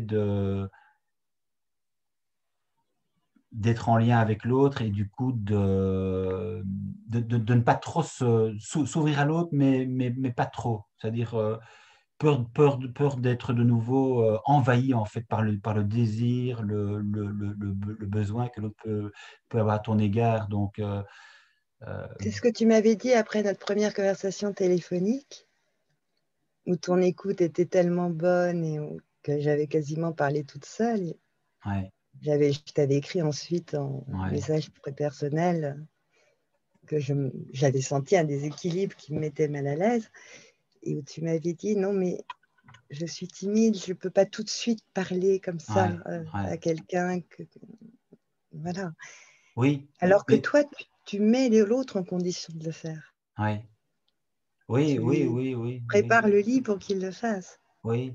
Mais tu vois, en fait, c'est moins de la timidité parce que je sais quand même mieux qui je suis et donc de ce côté-là, je me sens quand même plus en sécurité. Mais Oui, c'est, timidité n'est pas le bon mot, oui. C'était pas ce mais que tu as c'est, dit. c'est plus, oui, c'est plus la peur d'être envahi par l'autre en fait. Et je pense que de nouveau, de manière générale, c'est vrai que les relations équilibrées où chacun se sent respecté, entendu et du coup qu'il n'y a pas d'empiètement sur ta propre liberté, ton propre désir, tes propres besoins, c'est pas évident parce qu'on est tous quelque part en plus ou moins grand équilibre, en plus ou moins grand déséquilibre. Et donc, Oui, le risque du coup de ne pas faire attention aux besoins de l'autre, il est toujours réel. Et on voit bien dans le milieu du travail la manière dont les gens sont en relation. C'est souvent des relations de domination. oui. C'est très, très dur. Voilà, C'est c'est très très cruel. dur le monde du travail. Les relations on n'est pas dans un monde bisounours, donc les relations de manière générale sont effectivement extrêmement dures. Et c'est pas pour rien non plus qu'il y a tellement de personnes blessées Et quand elles ne sont de pas par le dures, elles monde. sont souvent complexes, en tout cas. Voilà. Donc, ça Et nécessite déjà un profond travail sur soi aussi pour savoir exactement qui l'on est et du coup, ne plus retomber aussi dans des situations que l'on a connues. Je pense qu'il y a ça aussi, c'est toujours cette peur en même temps d'être oui, renvoyé en arrière et de retomber quelque part dans le gouffre dont on a mis tellement de peine à sortir et on sait que à parfois on peut y sortir, oui. retomber aussi. Donc l'état d'alerte est toujours peut-être plus ou moins fort, mais il y a toujours un peu une alarme. Oui, oui. Mais bon, avec le temps, Moins, je pense que quand on poursuit la tâche de se désencombrer, de se connaître, l'alarme, elle est moins puissante et effectivement, on commence un peu à vivre comme on respire, c'est-à-dire sans y penser tout le temps en permanence. Mais c'est vrai qu'au début, enfin, moi, j'étais en permanence sur le qui-vive, quoi. Dès que je sortais, dès que je prenais un transport en commun, dès qu'il fallait traverser une rue, dès qu'il fallait parler je à connais aussi. quelqu'un, dès que quelqu'un sonnait chez moi, etc., ça me mettait en ébullition, quoi. Je veux dire, c'était vraiment une sorte de challenge à chaque fois de devoir parler à quelqu'un, de devoir prendre un transport, encore plus si je devais aller dans un endroit complètement inconnu. Il y avait directement la peur de me perdre. Et se perdre, c'est pas simplement se perdre Alors là, c'est dans un la grand rue, point commun que nous c'est se avons. perdre physiquement. Enfin, Se perdre, perdre l'autre, se perdre soi, se perdre physiquement ou se perdre tout à fait, ou se ouais, perdre dans l'autre aussi. ouais, Euh, ouais. euh, et quand j'étais en dépression grave, la décennie dont je te parlais, sortir me provoquait des crises d'angoisse épouvantables. J'avais arraché la prise de mon téléphone. À l'époque, il n'y avait pas de portable ni Internet. Mhm. Et donc, on pouvait s'isoler absolument. Et si je devais sortir, je décommandais beaucoup, à tel point que j'avais une amie, si elle avait un rendez-vous avec moi, elle sortait de chez elle pour que je ne puisse pas l'appeler pour décommander. Elle savait que je ne posais pas de lapin. Et c'était sa façon de m'obliger à venir au rendez-vous. Mais je tremblais sur un strapontin de métro, sur un trottoir, assise, c'est pas, une terrasse de café. Ma bouche tremblait et mes mains tremblaient. Mhm. C'était terrorisant. Oui, tout à fait. Mais c'est vrai que c'est une réelle phobie sociale, quoi. Je veux dire, et c'est un handicap parce qu'on se rend compte, on se rend compte évidemment de cette difficulté et elle nous attriste profondément parce que c'est une réelle souffrance de ne pas être capable d'entrer en lien avec l'autre. Tu as vraiment Et l'impression puis à un de moment, passer quand tu avec vas ta si vie. mal, les autres aussi ont du mal à entrer en lien avec toi. Et souvent finissent par parce que tu les mets dans un état d'impuissance. Moi, je m'en suis rendu compte rétrospectivement. J'ai perdu beaucoup de gens pendant cette période. Mais parce que ils peuvent essayer de toute leur force, avec tout ce qu'ils ont, avec toute l'affection, avec rien n'y fait, quoi. Et ils s'usent, c'est Ouais. Sisyphe, quoi. Ah oui, oui, Ils sont là oui. avec leur rocher, ils le Ouais. soulèvent, le rocher retombe, et à un moment, et je les comprends très bien, Ah oui, oui. parce qu'on est aussi vraiment, on met les autres dans une situation, ouais, on les réduit à l'impuissance, quoi. Ouais. Et je pense qu'on leur donne l'impression d'être insuffisants. Avec Il y notre a- sentiment d'insuffisance à nous, ouais. on, on leur renvoie ça, parce qu'effectivement, ils n'y peuvent rien, quoi qu'ils fassent. Et les gens qui vont très très mal comme ça sont très très décourageants pour les autres. Oui, oui. Ben, C'est- on est découragé soi-même par rapport à ce que l'on vit parce que Voilà. justement, c'est effectivement une impuissance pour l'autre, mais c'est une impuissance pour soi-même. Et en même temps, je me dis en t'écoutant, c'est vrai, et en même temps, je pense que pour d'autres personnes, être en contact avec des personnes qui souffrent, c'est compliqué parce qu'en réalité, elles-mêmes sont peut-être dans un mode de survie. Il y Et a donc, aussi ça, toi, en fait.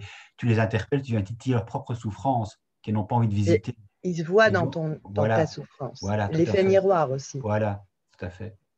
Oui, oui. Mais de Ah, l'un nouveau, c'est. n'exclut pas l'autre. Non, tout à fait. Mm. C'est tout. En même temps, c'est tout le paradoxe du coup parce que je pense que les personnes qui souffrent, si évidemment elles ne sont pas en train d'accaparer l'autre d'être complètement, j'ai envie de dire, égocentriques, sont des personnes qui sont finalement les plus aptes à aider la personne qui souffre. C'est-à-dire que étant passée par là, elle sait effectivement ce que l'autre, plus ou moins, est en train de traverser et peut avoir des mots Il y a qu'elles qui extrêmement comprennent. précis. Il y a qu'elles qui comprennent. Moi, Oui, les mais deux si, personnes qui m'ont sauvée étaient des gens qui connaissaient d'intérieur des états gravement dépressifs. Oui, c'est ça. Ce que je leur disais, et comme les auteurs que je lisais, par exemple, un très beau livre, tout très très petit, sur la dépression de Styron, qui s'appelle Face aux ténèbres. Ouais, Je je ne sais l'ai pas si lu. tu connais. Ouais, je connais. Ouais. Parce que c'est très dur d'exprimer, de faire comprendre. Effectivement, il y a un moment où tu ne peux fréquenter que des dépressifs ou anciens dépressifs ou dépressifs structurels. Il n'y a que qui peuvent accéder à ton langage et que tu peux entendre. Oui. Les autres te parlent une langue étrangère et tu leur parles en javanais quand ils sont suédois, quoi. Ouais. Il y a la communication passe pas. Et c'est vrai que tu es souvent sauvé par des gens, soit qui souffrent, soit qui ont souffert. Du même genre de choses, hein, pas d'un truc qui n'a rien à voir. Et ces gens-là te sauvent. Alors que ce soit à l'intermédiaire de livres, d'œuvres, quelles qu'elles soient, ou des êtres réels que tu rencontres ou que tu as la chance d'avoir dans ta vie, c'est ceux-là, et c'est les seuls qui restent près de toi. Donc finalement, on a peu d'amis. C'est pas un défaut d'amour ou d'amitié, je pense. C'est à un moment, cet amour ou cette amitié se heurte à l'étrangeté, à une étrangeté terrible de celui qui fait l'expérience de quelque chose qui est complètement existentiel, qui met sa vie et sa mort en cause, face à un autre qui n'a jamais connu ça. C'est pas forcément un faux ami, mais on devient fatalement, la situation nous rend étrangers l'un à l'autre. On ne se Oui, c'est connaît ça. plus. Ouais. Mais donc, on se coupe de beaucoup de personnes quand même. Du coup, ça... Voilà. Et entre ceux dont on se coupe et ceux qui fuient, parce qu'ils n'ont pas le choix. Hein. Moi, je dis pas des gens qui sont partis, c'était pas des vrais amis. Je ne mets pas en cause leurs sentiments pour moi. J'étais devenue une étrangère pour eux. Et il y avait l'effet miroir pour certains dont tu parlais.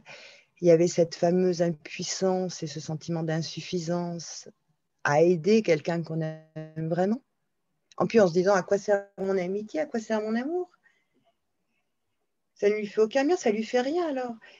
Se disant même qu'en fait, c'est toi qui l'aimes pas. Tu ne l'aimes pas assez pour qu'il te fasse du bien ou qu'elle te fasse du bien. Donc, l'ami peut se retrouver légitimement à douter de ton affection à toi. Bien sûr. Mais il y a aussi puisque son affection est si impuissante. Et il y a aussi les Elle amis que tombe sur tu... Ouais, sur du dur. Mais il y a aussi il y a aussi les amis, il y a aussi les amis que tu as à un certain moment de ta vie. Et puis justement, toi, tu continues à cheminer et finalement, tu es tellement différent de ce que tu étais quand tu as rencontré certaines personnes que finalement, ces personnes-là, en fait, ne te comprennent absolument plus et que donc les points communs de et tu l'époque, ne les comprends plus. et tu ne les comprends plus non plus. Enfin, moi, je me rends compte de ça en particulier quand j'ai fait ce long chemin, mais finalement où je me suis arraché à la religion. Il y a plein de personnes, effectivement, que j'ai perdues. Vous ne parlez plus la même langue, vous n'êtes plus sur la même planète. On ne parle plus la même langue. Et c'est comme si, en fait, c'était tellement essentiel dans la relation que le simple fait de ne plus être croyant, du coup, ça nous isole l'un l'autre et c'est un monde de différence, du coup. Et est-ce que tu c'est les avais paradoxal. rencontrés dans le cadre de cette croyance, justement? Oui, parce qu'en fait, j'ai été catéchiste moi, pendant des années. J'ai rencontré pas mal de monde dans ce contexte-là. Et puis avant, j'allais tous les dimanches à Donc, la c'était messe. ça la base de départ de la relation. C'était effectivement la foi qui nous, Voilà. reliait. Oui, oui, c'est ça. Il y avait pas. C'était dans un contexte effectivement très, Donc là, tu quittes très la partie, particulier. on ne joue plus avec toi puisqu'on ne peut plus jouer au même jeu, quoi. Oui, oui, un peu de ça. Mais en même temps, c'est très paradoxal parce que tu pourrais te dire évidemment que la religion est censée justement t'ouvrir à l'universel et au lieu de t'étriquer, elle devrait t'ouvrir aux autres. Donc, il y a quelque chose. Elle semble plutôt séparée, non? On Oui. le voit tous les jours. Oui, bien sûr. Mais religion, ça veut dire Le mot relier en important principe. que tu as dit, c'est essentiel. Ah ouais, ouais, non, tout à Tu n'as fait. pas dit elle rapproche, elle est censée. Ouais. Ça ne veut Mais pas tu dire vois, qu'elle le fasse. mais du coup, la difficulté, c'est que justement, toi qui ne vas déjà pas très bien, tu te raccroches à cela. Tu as des amis qui effectivement sont des amis de la paroisse. Et puis à un moment donné, en fait, tu te dis, pour aller mieux, je dois abandonner tout ce en quoi j'ai cru. Et donc, c'est un très grand moment de solitude aussi. C'est-à-dire que tu Et t'arraches chagrin, de chagrin, tu t'arraches aux autres parce que tu en as besoin, mais en même temps, les autres ne comprennent pas en fait ce que tu es en train de vivre et ils ne comprennent pas ton changement et quelque part, parfois, t'en font le reproche. Et malgré tout, dans la nuit, oui, dans le comme si tu noir, trahissais un si peu. tu trahissais. Et donc, en fait, malgré tout, parce que tu sens que c'est vital pour toi, tu continues ton chemin, mais dans une profonde solitude et une profonde souffrance aussi, quoi. Donc, c'est quelque chose de très. C'est un arrachement. C'est un arrachement, ouais, c'est ça. C'est le mot Et juste. C'est un arrachement. c'est hyper douloureux. Oui. Mais c'est là justement que des amis comme Charles Juliet, des gens virtuels, enfin que j'ai même, bon, en même temps, j'ai lu beaucoup, mais j'ai eu l'occasion de le rencontrer à Bruxelles une ou l'autre fois. Et c'était très important aussi pour moi de me dire, parce que souvent, on voit qu'il y a aussi une grande différence entre l'image que l'on se fait d'une personne à travers son écriture, et du coup notre propre lecture, notre propre ressenti par rapport à cela, et la crainte, évidemment, ma crainte, c'était de voir un homme complètement différent de son écriture. Ouais. Or pour lui, ça ne fait qu'un, en fait. Et c'est là que je me Il ne fait disais, qu'un avec, voilà, voilà. Et je pense que c'est vrai pour toi aussi. Je veux dire, quand tu te donnes complètement j'espère. dans ton dessin, dans ton écriture. Euh, et alors, oui, ça, c'est un aspect, mais ça a été souligné par d'autres aussi. Tu es une écriture, enfin, c'est une écriture, le dessin, mais aussi sur certains tableaux très sensuels, hein. Ça, c'est un aspect Ouais. très prégnant chez toi aussi. Je pense que euh, autant tu n'as Bah, pas d'en- ça fait partie de ma autant tu n'as relation pas à d'enfants et l'autre. autant tu aimes les hommes, on va dire ça comme ça. J'adore les hommes, la sensualité, le corps est pour moi quelque chose d'extrêmement important. Et là, je ne parle pas de critères, de mode ou de, c'est pas Mhm. ça. C'est les sensations, c'est le pot à pot, c'est le sensuel, c'est le sexuel, c'est très important. Euh, les trois seules choses que j'arrivais à faire en dépression, c'était lire, beaucoup, beaucoup, beaucoup, écrire. Et quand j'arrivais pas à écrire, je faisais des textes, j'avais un petit magnétophone, j'enregistrais des textes, parce que parfois j'arrivais pas physiquement à écrire, et baiser, qui étaient c'était mes moments de vie, Mhm. ce qui mettait les psys dans un état de sidération, enfin, parce que du coup, là, il y avait un lien à l'autre. C'était presque le seul, d'ailleurs, que je pouvais vivre. Oui, c'est ça, c'est Mais oui, un et lien j'aime les basique, hommes. quoi. Un lien charnel, un Pas lien. basique. Il y a Enfin, basique dans le il y sens a où des relations qui ont duré plusieurs années, oui, où on je vais parlait, où on plutôt de riait, l'ordre où du on vital, du reprenait. primaire. Tu vois, plutôt pas. Quand Mais je il dis fallait qu'il y ait basique, cette dimension. oui, oui. Oui, quelque chose de très corps à corps, quoi. Je veux dire, Ça ne s'en tenait pas là, forcément. Et il y a eu un décalage. oui, il y a eu un petit décalage, Ça ne effectivement. s'en tenait pas à ça. Mais il fallait qu'il y ait ça. Mhm.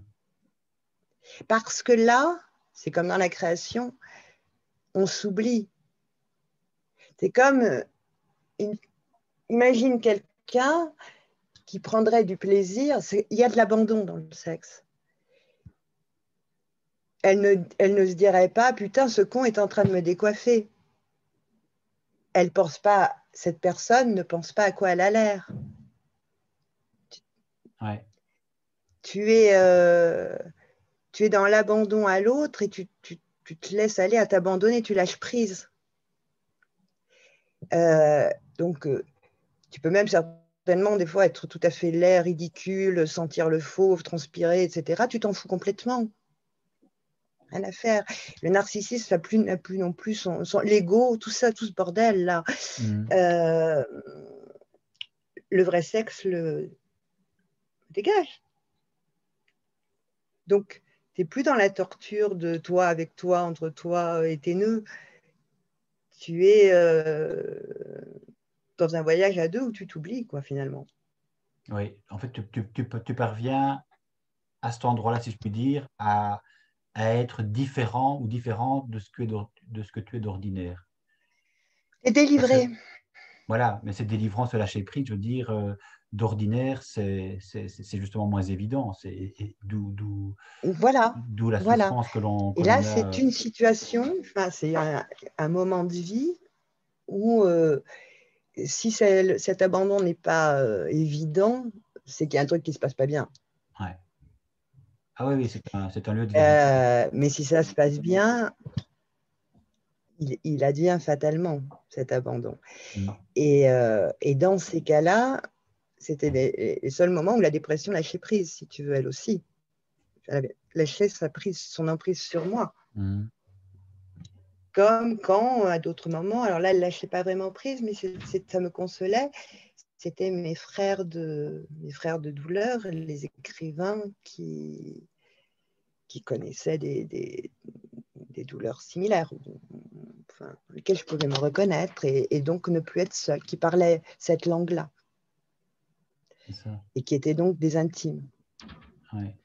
que même pas rencontrés du tout. Et c'est toujours mes compagnons, ils sont jamais loin. Hein. Ils sont derrière, gauche, à droite. Ils sont là et j'y ai recours. Et avec ton C'est parcours, après tout ce parcours, en fait, Hélène, tu te définirais comment dans la vie, comment tu vois aujourd'hui la vie, comment tu l'intègres vaste comme question. Oui, oui, c'est vaste, mais c'est une question importante.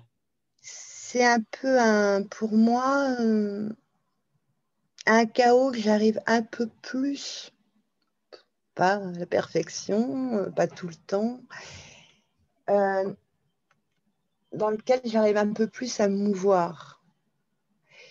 Mais je ne sais pas si tu entends la vie au sens de vivre ou si tu entends la vie société comprise ou la vie sociale. Je ne sais pas si... parce qu'alors là, je suis complètement à côté de la plaque. Je suis marginale, je suis même précaire. Hein, et tout ce qui donne un statut, je suis l'épouse de, je suis la mère de, j'exerce tel métier. Moi, j'ai pas. Tu es très libre. Je n'ai pas d'existence sociale. Je me suis fait une raison là-dessus. Hein. En même temps, j'ai rien fait pour. Bon, j'ai refusé le Mhm. mariage, j'ai refusé la maternité, on en parlait en off. Mhm. Euh, bien sûr, j'ai bossé, j'ai fait plein de métiers. Mon CV est un véritable chaos, lui aussi. C'est tout et n'importe quoi. Des trucs passionnants, c'est-à-dire, mais tout et n'importe ou pas. Mais, mais je ne pouvais pas plus accepter un CDI qu'accepter de faire le vœu d'aimer, de chérir et de désirer quelqu'un jusqu'à ma mort, si tu veux. Ça me rend claustrophobe, moi, de signer le truc pour toujours. Que ce soit en termes professionnels qu'en termes Ah ouais, intimes. Toujours penser, par exemple, que si je me mariais, je m'enfuirais la nuit de noces, en cours de nuit de noces, tu vois. c'est pas le but. Je ne veux pas être la femme d'eux, je ne veux pas être la merde, la merde, tu vois, pour moi, il y a un truc. Donc, je n'ai pas les attributs. Je suis sans attributs. Et je ne sais pas faire la cuisine, et je n'ai pas vraiment de sous. Donc, au moins, je suis sûre qu'on ne m'aime pas pour ma cuisine ni pour m'offrir. Mhm. Ça, c'est au moins un souci en moins. Mais et je vis un peu comme une ado en plus. Et je te disais, je crois que si j'avais eu un enfant, je l'aurais rendu fou. Parce que d'abord, je suis extrêmement angoissée. Donc, je l'aurais carrément pucé, le gosse. Mais en même temps, je déteste les contraintes et qu'on m'emmerde. Du coup, j'aurais été d'un laxisme épouvantable. Ah, fais ta bouffe et oui, va chez tes copains, allez, vas-y. Tu vois, donc j'aurais Ouais, toujours, ouais. ça aurait été le double mind, truc. Le gamin, pour le coup, là, on retombe sur la schizophrénie. Mhm. J'aurais fabriqué un schizo Mhm.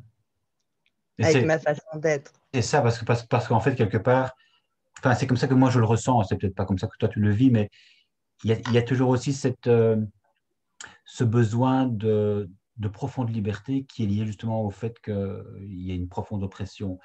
Oui. Et du coup ça, ce que tu décris, ce sont des relations qui seraient vues comme des contraintes en réalité, et qui ne seraient pas du tout libératrices. Et Pour moi, un donc lien tu préfères filial t'éviter. aurait été une... Et puis d'ailleurs, c'est pas faux parce que tu as un enfant, tu peux rien improviser. Genre, tiens, ce soir, on se fait une bouffe. Ah, mais est-ce qu'on a prévu un babysitter? Est-ce qu'on va en trouver un? Ah ouais, ouais, ouais. Moi, j'aime l'impro, ma vie. Les trucs un peu inattendus. Ton coup de fil, enfin, notre côté inattendu. Tu vois.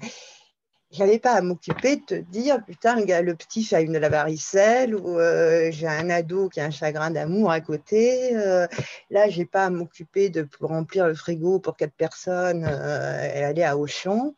Hmm. J'ai du temps pour faire ça. Tu vas me dire, tu as 3 gosses et une épouse et tu le fais aussi. Mais j'ai pas besoin de programmer. Je déteste programmer les choses. Donc, et j'ai remarqué, parce que je connais quand même beaucoup de gens qui ont des enfants, que les gens qui ont des enfants sont obligés de s'organiser. Moi, je suis Bien nulle en sûr. organisation. Ils sont obligés de prévoir. Ils ne peuvent pas tout d'un coup, comme ça, sur un coup de tête. Moi, si je ne peux pas avoir un coup de tête, je dépéris, Hmm. puisque je fonctionne comme ça. Bien sûr. Imagine une mère qui ne fonctionne que sur des coups de tête. Et que Ah, non, tout d'un coup, c'est l'angoisse qui domine, et puis tout d'un coup, elle a envie d'aller voir, et puis qu'il t'émerde, le niard. Tu te rends compte? ouais, ouais, ouais, bien sûr. Oui, non, ça donne une Je crois certaine que j'ai sauvé stabilité. l'enfant que je n'ai pas eu, tu vois. C'est pour son bien. C'est pour son bien. Je ne l'ai Tu, pas eu pour son bien. tu as évité de reproduire aussi, peut-être. Et j'ai évité de reproduire. Parce que ça, je crois que c'est Et de me effectivement. retrouver dans le mauvais rôle parce que Ouais. je ne condamne pas ma mère. Je crois qu'être parent est un des boulots les plus difficiles du Ah monde et ouais, que tu es ouais, ouais, presque ouais, sûr de ouais, ouais. rater en partie. Ah ouais, oui, oui, oui. Et qu'on te Il le n'y a pas de reproche réussite après. dans ce Oui, bien métier-là. sûr. Non, c'est sûr. Non, non, c'est sûr. Et c'est quand même chaque fois un peu quand même de l'impro pour le coup, parce que c'est vrai qu'on ne peut pas. Ah oui, Un enfant, ça se programme pas. Je veux dire, il va pas fonctionner en fonction de tes propres désirs, ou alors pas longtemps quand il est tout petit, mais après, effectivement, il tu va. ne vas pas programmer ses cauchemars, ses Non, angoisses, ses phobies non, scolaires, ses trucs, ses machins. Il faut que non. tu fasses avec ce qui se Ouais, présente au coup par ouais, coup. ouais, ouais. Mais c'est vrai que du coup, c'est. Et en plus, moi, je suis empathique. Alors, si mon gamin avait pleuré, j'aurais pleuré avec lui au lieu de le consoler. Oui, oui, ça c'est sûr. Du coup, il aurait culpabilisé de faire pleurer maman. Enfin, tu vois le bordel. Non, non, pas possible. Ça, ça ne t'a C'est pas jamais, un job pour moi ça ne du t'a jamais tout. tenté, non. Mais là c'était, tu vois, moi, autant justement, enfin, j'ai 3 enfants, mais c'est vrai que ma sœur, elle, du coup, pour le coup, c'est un peu comme toi, hein. Elle, très, très vite, elle a dit, Il n'y en a pas. moi, j'en veux pas. Non, non, non. Donc, Et toi, tu n'as pas eu peur de reproduire, là, pour le coup, puisque tu as eu 3 enfants. oui, mais pour le coup, moi, je me suis un petit peu, j'ai envie de dire, laissé entraîner. C'est-à-dire que mon épouse avait envie d'avoir des enfants et moi, au moment où j'étais celui que j'étais, je trouvais ça effectivement quelque chose de naturel, de normal, tu vois. Donc, j'étais pas contre, mais en même temps, je me sentais quand même extrêmement impuissant par rapport à cette situation. Donc, ça m'a quand même fait très peur, très, très longtemps, oui, bien sûr. Parce Ah que, oui, oui, oui, quand parce même. que, oui, oui, tout à fait. Parce que je me suis, à un moment donné, j'avais essayé justement de verbaliser cette peur et je m'étais dit, j'avais trouvé une formule assez ramassée qui était finalement de se dire que je n'avais pas pu être un fils pour mes parents et que j'allais devoir être un parent pour mes enfants et que finalement c'était essayer de donner quelque chose à partir d'un non vécu, tu vois, c'est tout construire finalement, c'est euh, c'est donner de l'affection quelque Tu es presque part. l'inventé. Enfin, Ouais, c'est ça, c'est commencer à donner de l'affection en sachant soi-même que on a eu dans sa propre famille une comment déficience donner ce énorme. qu'on n'a pas reçu. Oui, oui, oui, ce qui est quand même extrêmement Ouais. compliqué. Là, j'ai vraiment eu l'impression un peu à un moment donné que, que tout, tout, tout ce que j'étais en fait était quelque part, c'était du tout, c'était du faux et que du coup en fait je devais tout recommencer. Donc c'est un peu comme si tu construis une maison qui est bancale et à un moment donné tu te dis il faut absolument tout réassainir, les racines elles n'y sont pas et donc les fondations c'est vraiment pas ça et donc on saccage tout et on repart à zéro quoi. Il faut détruire la maison et en refaire une autre. Il faut détruire une maison et en faire une autre, oui. C'est ça. Mais c'est ça le chemin. C'est Faut ça de le l'huile chemin. de coude. Mm. Euh, Oui, mais alors, l'huile de coude, on l'a pas tous les jours, et c'est vrai que du coup, euh, moi, j'avais l'impression, en fait, que tu parlais de dépression tout à l'heure, et j'avais l'impression que la dépression, c'était quelque chose finalement de ponctuel, que ça pouvait durer quelques mois, ou voire quelques années tout au plus, et qu'on ne pouvait pas être un déprimé chronique. Or, je me suis rendu compte que, en fait, sans mettre ce mot-là sur mon vécu, sur mon existence, finalement, j'avais été quelqu'un de déprimé chronique, quoi, et extrêmement mélancolique aussi. La mélancolie était quelque chose extrêmement prégnant. Ce qui Mais fait là, on que, se rejoint aussi oui, sur oui, la tout à mélancolie. fait. Oui, oui. Mais Après, la dépression, parfois, elle est à feu doux. Puis c'est cyclique. Moi, maintenant, je la vois venir. Alors, j'ai appris quelques parades. c'est ça. Oui, oui, c'est ça. Mais des Parce parades qui sont plus des que fruits. je la connais, cette chienne, un peu. Hmm. Du coup, Je la sens.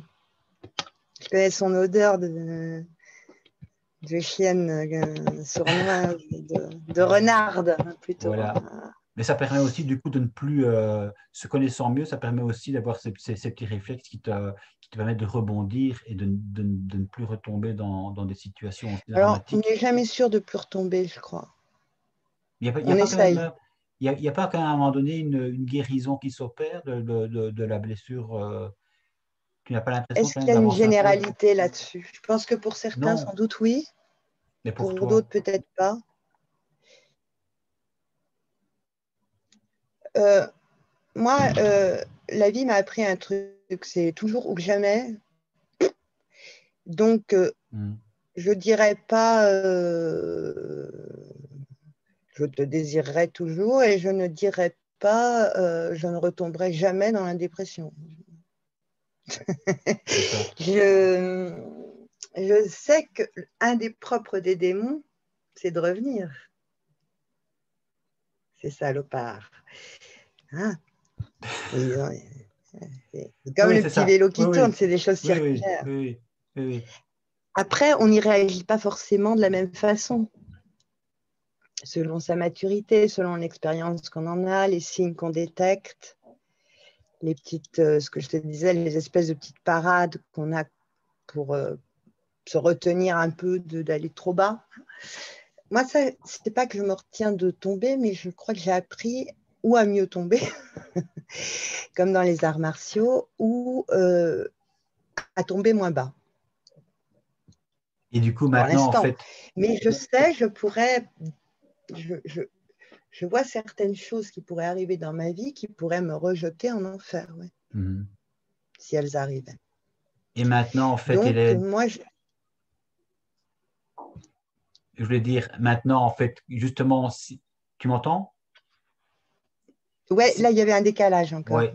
Si en fait, il y a un moment justement de déprime maintenant, et contrairement au passé, tu serais davantage capable d'en parler à des personnes qui sont proches, ce serait une aide, en fait, maintenant de pouvoir en parler, ou bien tu es plutôt dans la... Ben, mes proches, mes vrais proches, le voient tout de suite, je ne vais même pas leur dire. Ouais. Et, euh, et avec eux, je suis relativement à nu. Je ne cache pas grand-chose. Mais quand je dis mes vrais proches, là, c'est vraiment très peu de personnes. Hein. Mhm. C'est les intimes intimes. Euh, et sinon, un repliement. Euh, Là, tu vois, la période en soi est déprimante quand même. On est un peu empêché de vivre, soi-disant, pour ne pas empêcher de mourir. Ben, je dessine beaucoup, je quitte cette terre un peu. Mhm. En même temps, je ne suis pas abstraite du tout. Enfin, je veux dire, j'aime le corps, j'aime la terre, j'aime marcher pieds nus, mais je quitte ce système social, ce Oui, ça, fonctionnement du d'accord. monde. D'accord. Mais tu es enraciné, tu es quand même plus dans le réel, pas dans la pas dans le, comment dire, pas dans l'accessoire, dans les paillettes, etc. Mais je veux dire plus dans le réel, dans le sens où tu te connais mieux, et du coup, en fait, tu es davantage proche de toi-même et des autres qui, quelque part, ont envie d'être comme toi en relation. Tu es moins dans l'imaginaire, Oui, sans doute. parce que l'imaginaire, ça peut Mais je être aussi pense une qu'on n'a source. jamais Donc, fait le tour de soi. On n'a jamais fait le tour d'un autre. Ouais. Et on n'a jamais fait le tour de soi. Et comme on est souvent plusieurs dans sa tête, en plus, il faut connaître à fond plein de gens. Je Faut crois qu'en faire- fait, c'est un peu l'aventure d'une vie et qu'au dernier soupir, il doit encore te manquer des éléments. Ouais. Mais c'est Je terrible hein, de se pense. dire Mais en que... même temps, qu'est-ce qu'on ferait après? Ce serait hyper emmerdant si on connaissait déjà tout. Ah oui, oui, oui. Est-ce qu'on ne s'ennuierait pas? C'est comme s'il n'y avait plus rien à apprendre tout d'un coup, je veux dire même du monde, tu vois. C'est notre curiosité serait tellement frustrée. Moi, ce qui m'a empêché de me suicider, c'est une sale curiosité, en dehors de l'instinct de survie, une sale curiosité de, comme tu sais, les gens qui sont addicts aux séries, mais merde, je vais pas voir, ou un bouquin, quand même, j'aimerais bien lire la page suivante, quoi. Cette foutue curiosité, mais parce qu'il y a une page suivante que je connais pas encore. Je crois que si je comprenais tout, je connaissais tout, même moi-même, euh, je me demanderais pourquoi me lever. Hmm. Ouais. Mais c'est étonnant quand même parce qu'il y a cet instinct de survie, mais en même temps, voilà, je connais des proches qui effectivement ont souffert sur une longue durée et puis qu'à un moment donné, en fait, ont choisi de mettre fin à leur jour, tu vois. Donc, Ouais, et des gens, voilà, extrêmement, extrêmement attachants, euh, passionnants, avec des valeurs extrêmement fortes, je veux dire, des liens d'amitié extrêmement forts et qui, à un moment donné, effectivement, n'en peuvent ça plus parce que, casse. voilà, ça casse, c'est que c'est une sorte de mur infranchissable, quoi. Donc là, on ne cherche pas à se dire que la page de demain, on a envie de la connaître et que ça pourrait aller mieux.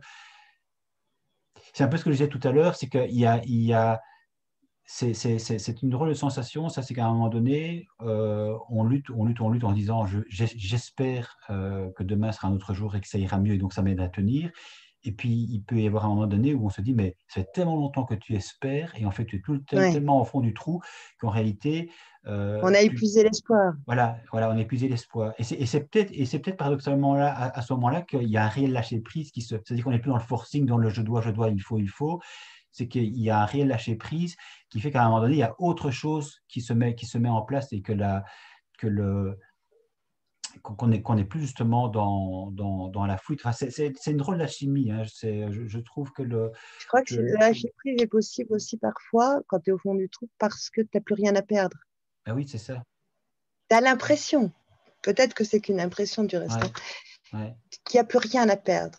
Quelque part, ça remet les choses à zéro.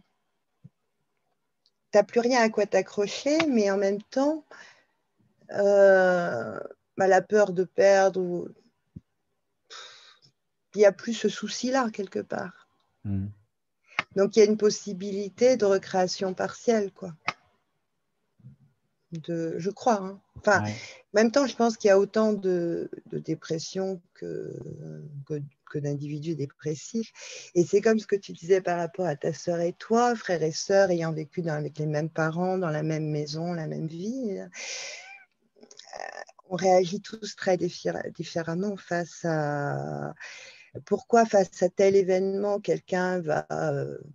ce mot commence à être un peu trop à la mode, je trouve, mais à connaître une résilience alors qu'un autre va se Mm. tuer. Mm. Et il y a des choses très étranges. Je prends Primo Levi, il a survécu à la Shoah. Il, est, il était un grand écrivain reconnu, il était prof de maths, Mm. et 70 ans plus tard, il s'est tué. Alors qu'il avait une famille, qu'il avait plein d'amis, qu'il avait réussi tous les sens du terme, qu'il avait survécu au pire, Mm. qu'une semaine avant, il dînait avec des amis, il était mort de rire. Et des décennies après l'enfer, sans aucun signe préalable, il s'est tué. Mm. Oui, ça veut dire qu'il y a quand même des Personne événements qui sont... n'imaginait plus. Ça je crois pas qu'on. Est-ce que même le suicidé, s'il ressuscitait, pourrait dire exactement quelle est la raison? Est-ce qu'il n'y en a qu'une? Je ouais, crois qu'il y a un grand mystère là-dessus. ouais. Primo Levi, c'est une histoire qui me frappe particulièrement. Parce que pour survivre à la Shoah, il fallait quand même avoir un instinct de survie Mm.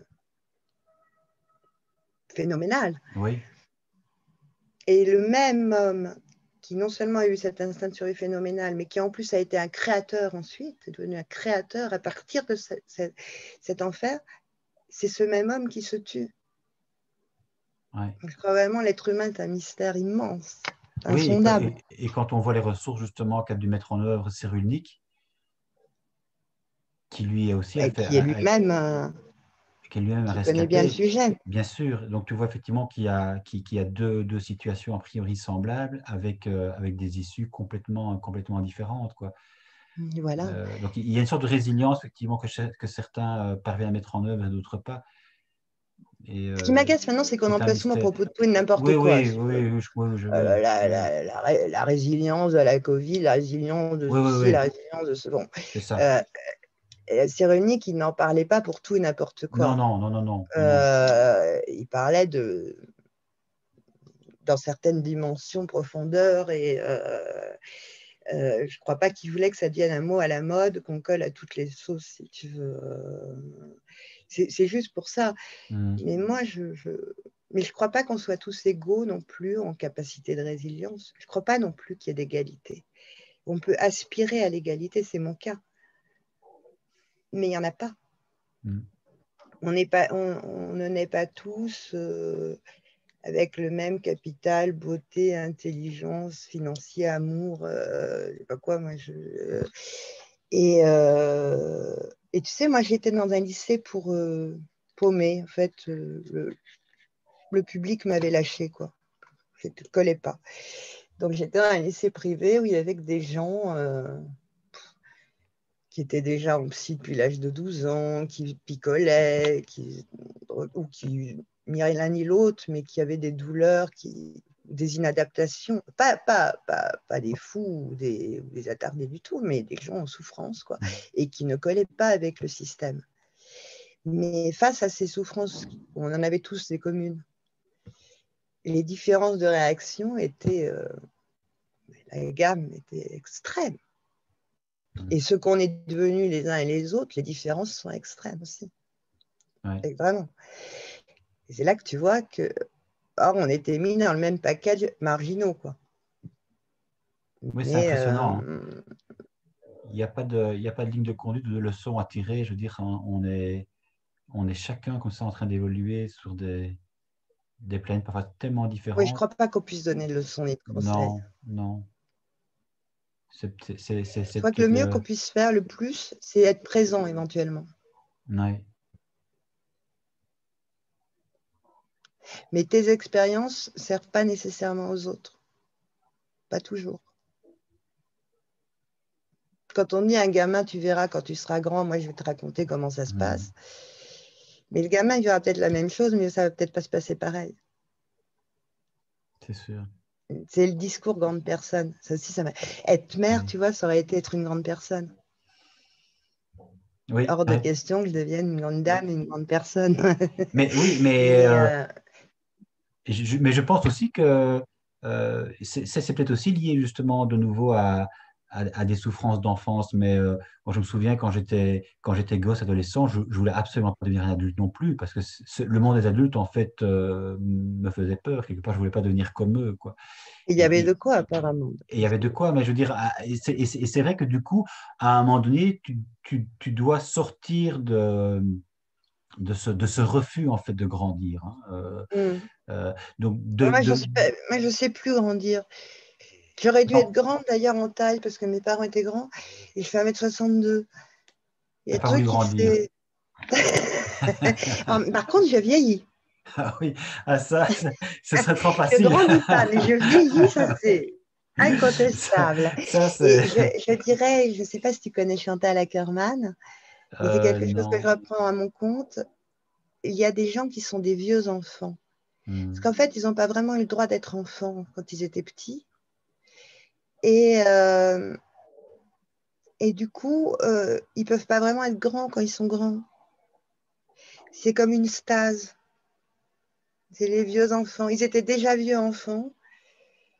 Et ils restent. Et c'est un truc dont on ne sort pas. Et Ackerman s'est suicidé aussi, d'ailleurs. Hmm. Et elle était bipolaire, elle Ah s'est fait oui. hospitaliser plusieurs fois, mais et elle a été très créatrice et elle pouvait être une explosion de joie et de lumière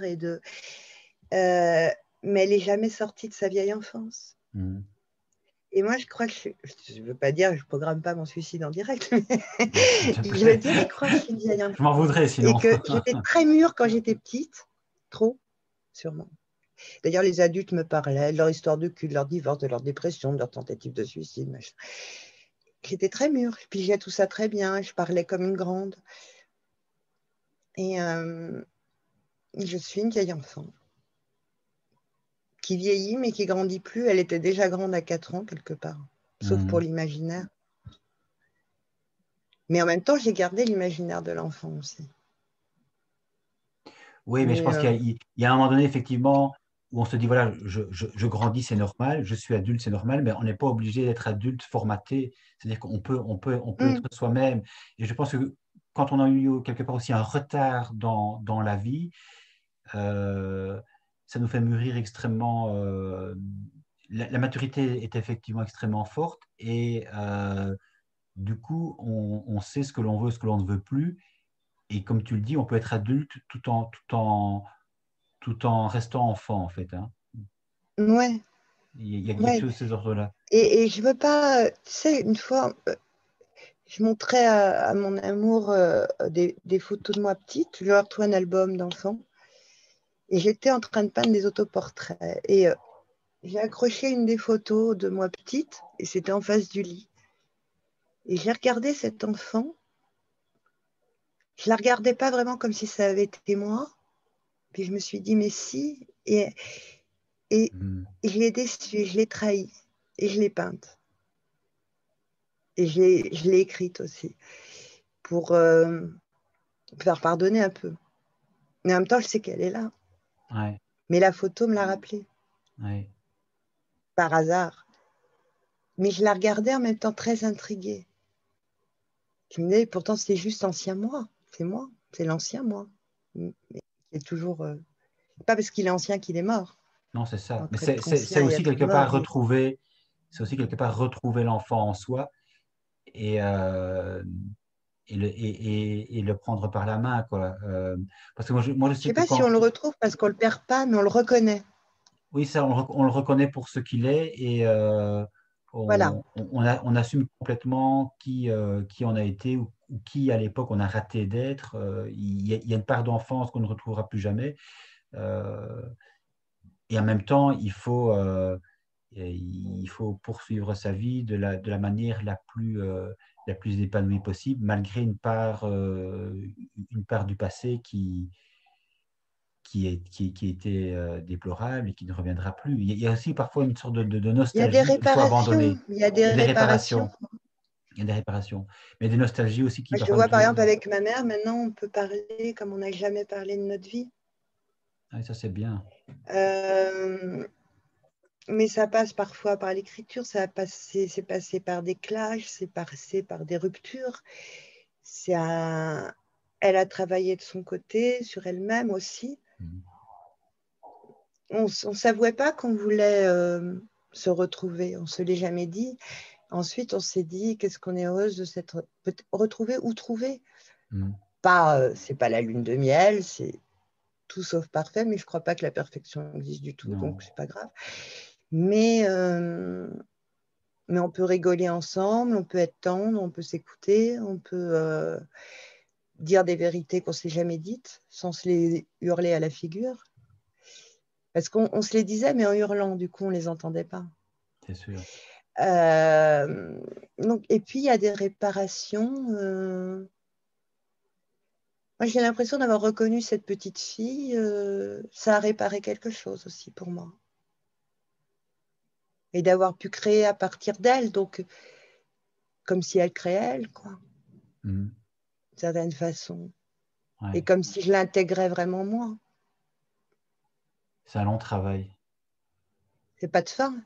Enfin, si, la mort. Ouais. Oui, mais Il comme n'y a quoi pas de fin dans c'est. la vie, je veux dire, à ce travail. Non, bien sûr. Mais c'est vrai que donc il y a quand même une certaine lumière. Et c'est vrai que ça me refait penser en fait, parce que je sais que voilà, tu m'as dit que les vidéos, tu n'en faisais pas des tonnes. Et la précédente, je pense, remonte à 2017 avec Anne Condomine, Anne Condamine, oui, c'est ça. qui me disait Et que j'allais vers la lumière à la voilà, fin. exactement, exactement. Et Et j'ai dit alors, non. voilà, tu as dit non. Et là, on est 3 ans plus tard, et tu me dis encore plus ou moins non. Même réponse. Même réponse. Peut-être un peu plus ombre et lumière. Oui, tu as quand même Mais, pas dit. mais je, si un jour tu m'entends dire j'ai trouvé la lumière, inquiète-toi et demande-toi s'il n'y a pas un gourou derrière. Elle est devenue folle pour le coup. Je ne crois pas. Je crois qu'il y a t'as des flashs de lumière comme tu as des instants de bonheur. Maintenant, le bonheur pris comme un truc compact et Non, non, chronique, bien sûr. ou la lumière Non. sans la nuit, ou Ouais, sans non, bien l'ombre, sûr. Non. ça me paraît totalement. Puis même, Non, bien sûr. Bien tu sûr. vois, puis ce serait. Bah, comment se dire je suis heureux si tu es tout le temps? Comment en avoir conscience à ce moment-là si c'est un état de chronique? Ça n'existe Hmm. pas, heureusement. Bonheur chronique.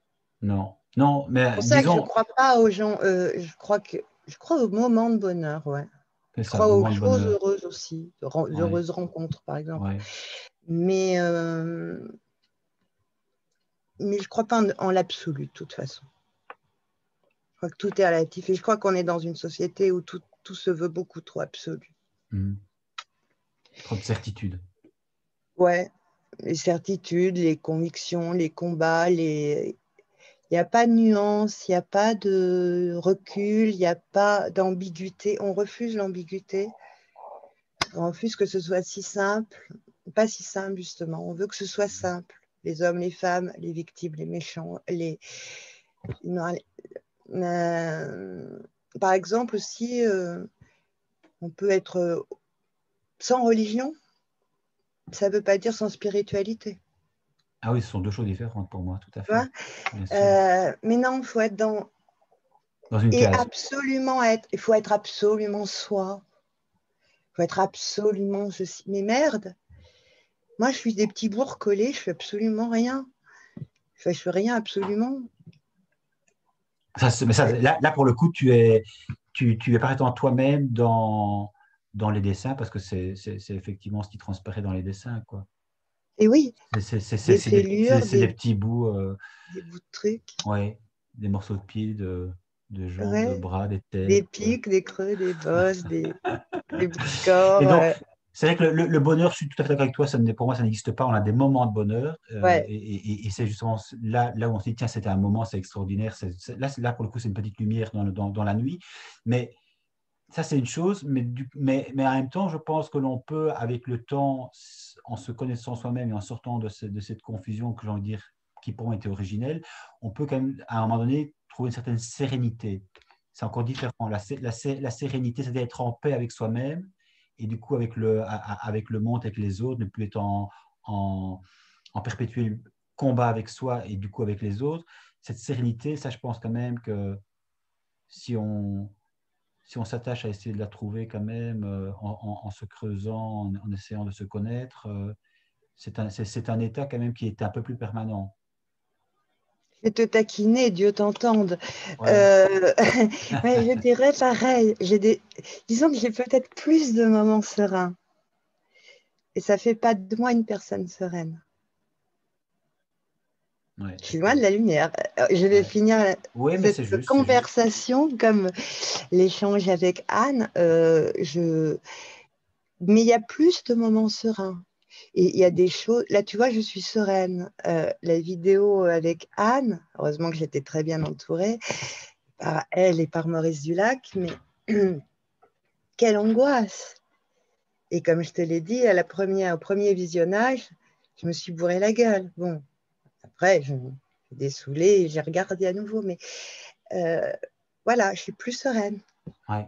Mais moi, je l'ai regardé effectivement avant notre entretien et c'est vrai que forcément, je ne vois pas les choses de la même manière parce que je ne sais pas dans quel état tu étais quand tu Ah étais ben, après, interrogé, mais elle était très ah chouette, non, cette mais une fois vidéo. que ça a été lancé, après, j'étais avec deux personnes que j'aimais, qui m'aimaient. J'étais Ouais. et je me retrouvais dans une situation assez naturelle pour Anne et moi de parler avec Anne, si tu veux. D'accord. C'était notre millième conversation, mine de rien. Ouais, c'est ça. Oui, Donc, oui. Oui, oui. Enfin, filmé, quoi. comme elle dit à un moment, moi qui te connais un peu, voilà, on se connaissait bien parce qu'on avait déjà eu des conversations. Et Anne n'est pas du genre, comme toi non plus, j'ai l'impression, à parler de la météo, si tu veux. Mm, mm. Elle fait partie de ces gens que j'aime qui, quand ils parlent, c'est pour dire quelque chose. Ouais, C'est ce que d'accord. tu disais dans l'un de tes posts, d'ailleurs. Oui, tout à fait. Qui t'a parlé, Oui, sinon, à quoi bon? Pourquoi ouais. faire? Euh, et donc, après, quand on est dans un truc essentiel qui se passe bien, ça rend serein, oui. Mm. Ça Eh peut bien, même être heureux. ouais. Mais il me reste alors à te remercier pour ce long échange Merci, le plus serein merci à possible. toi et merci pour cette belle rencontre. Merci à toi aussi. Et puis, on va la poursuivre alors. Il y a intérêt, Hein. il y a intérêt, À promis. bientôt. Cochon qui s'en dédie. Ça va. À bientôt, Hélène. À Sa- bientôt, Pascal. Salut. Hein.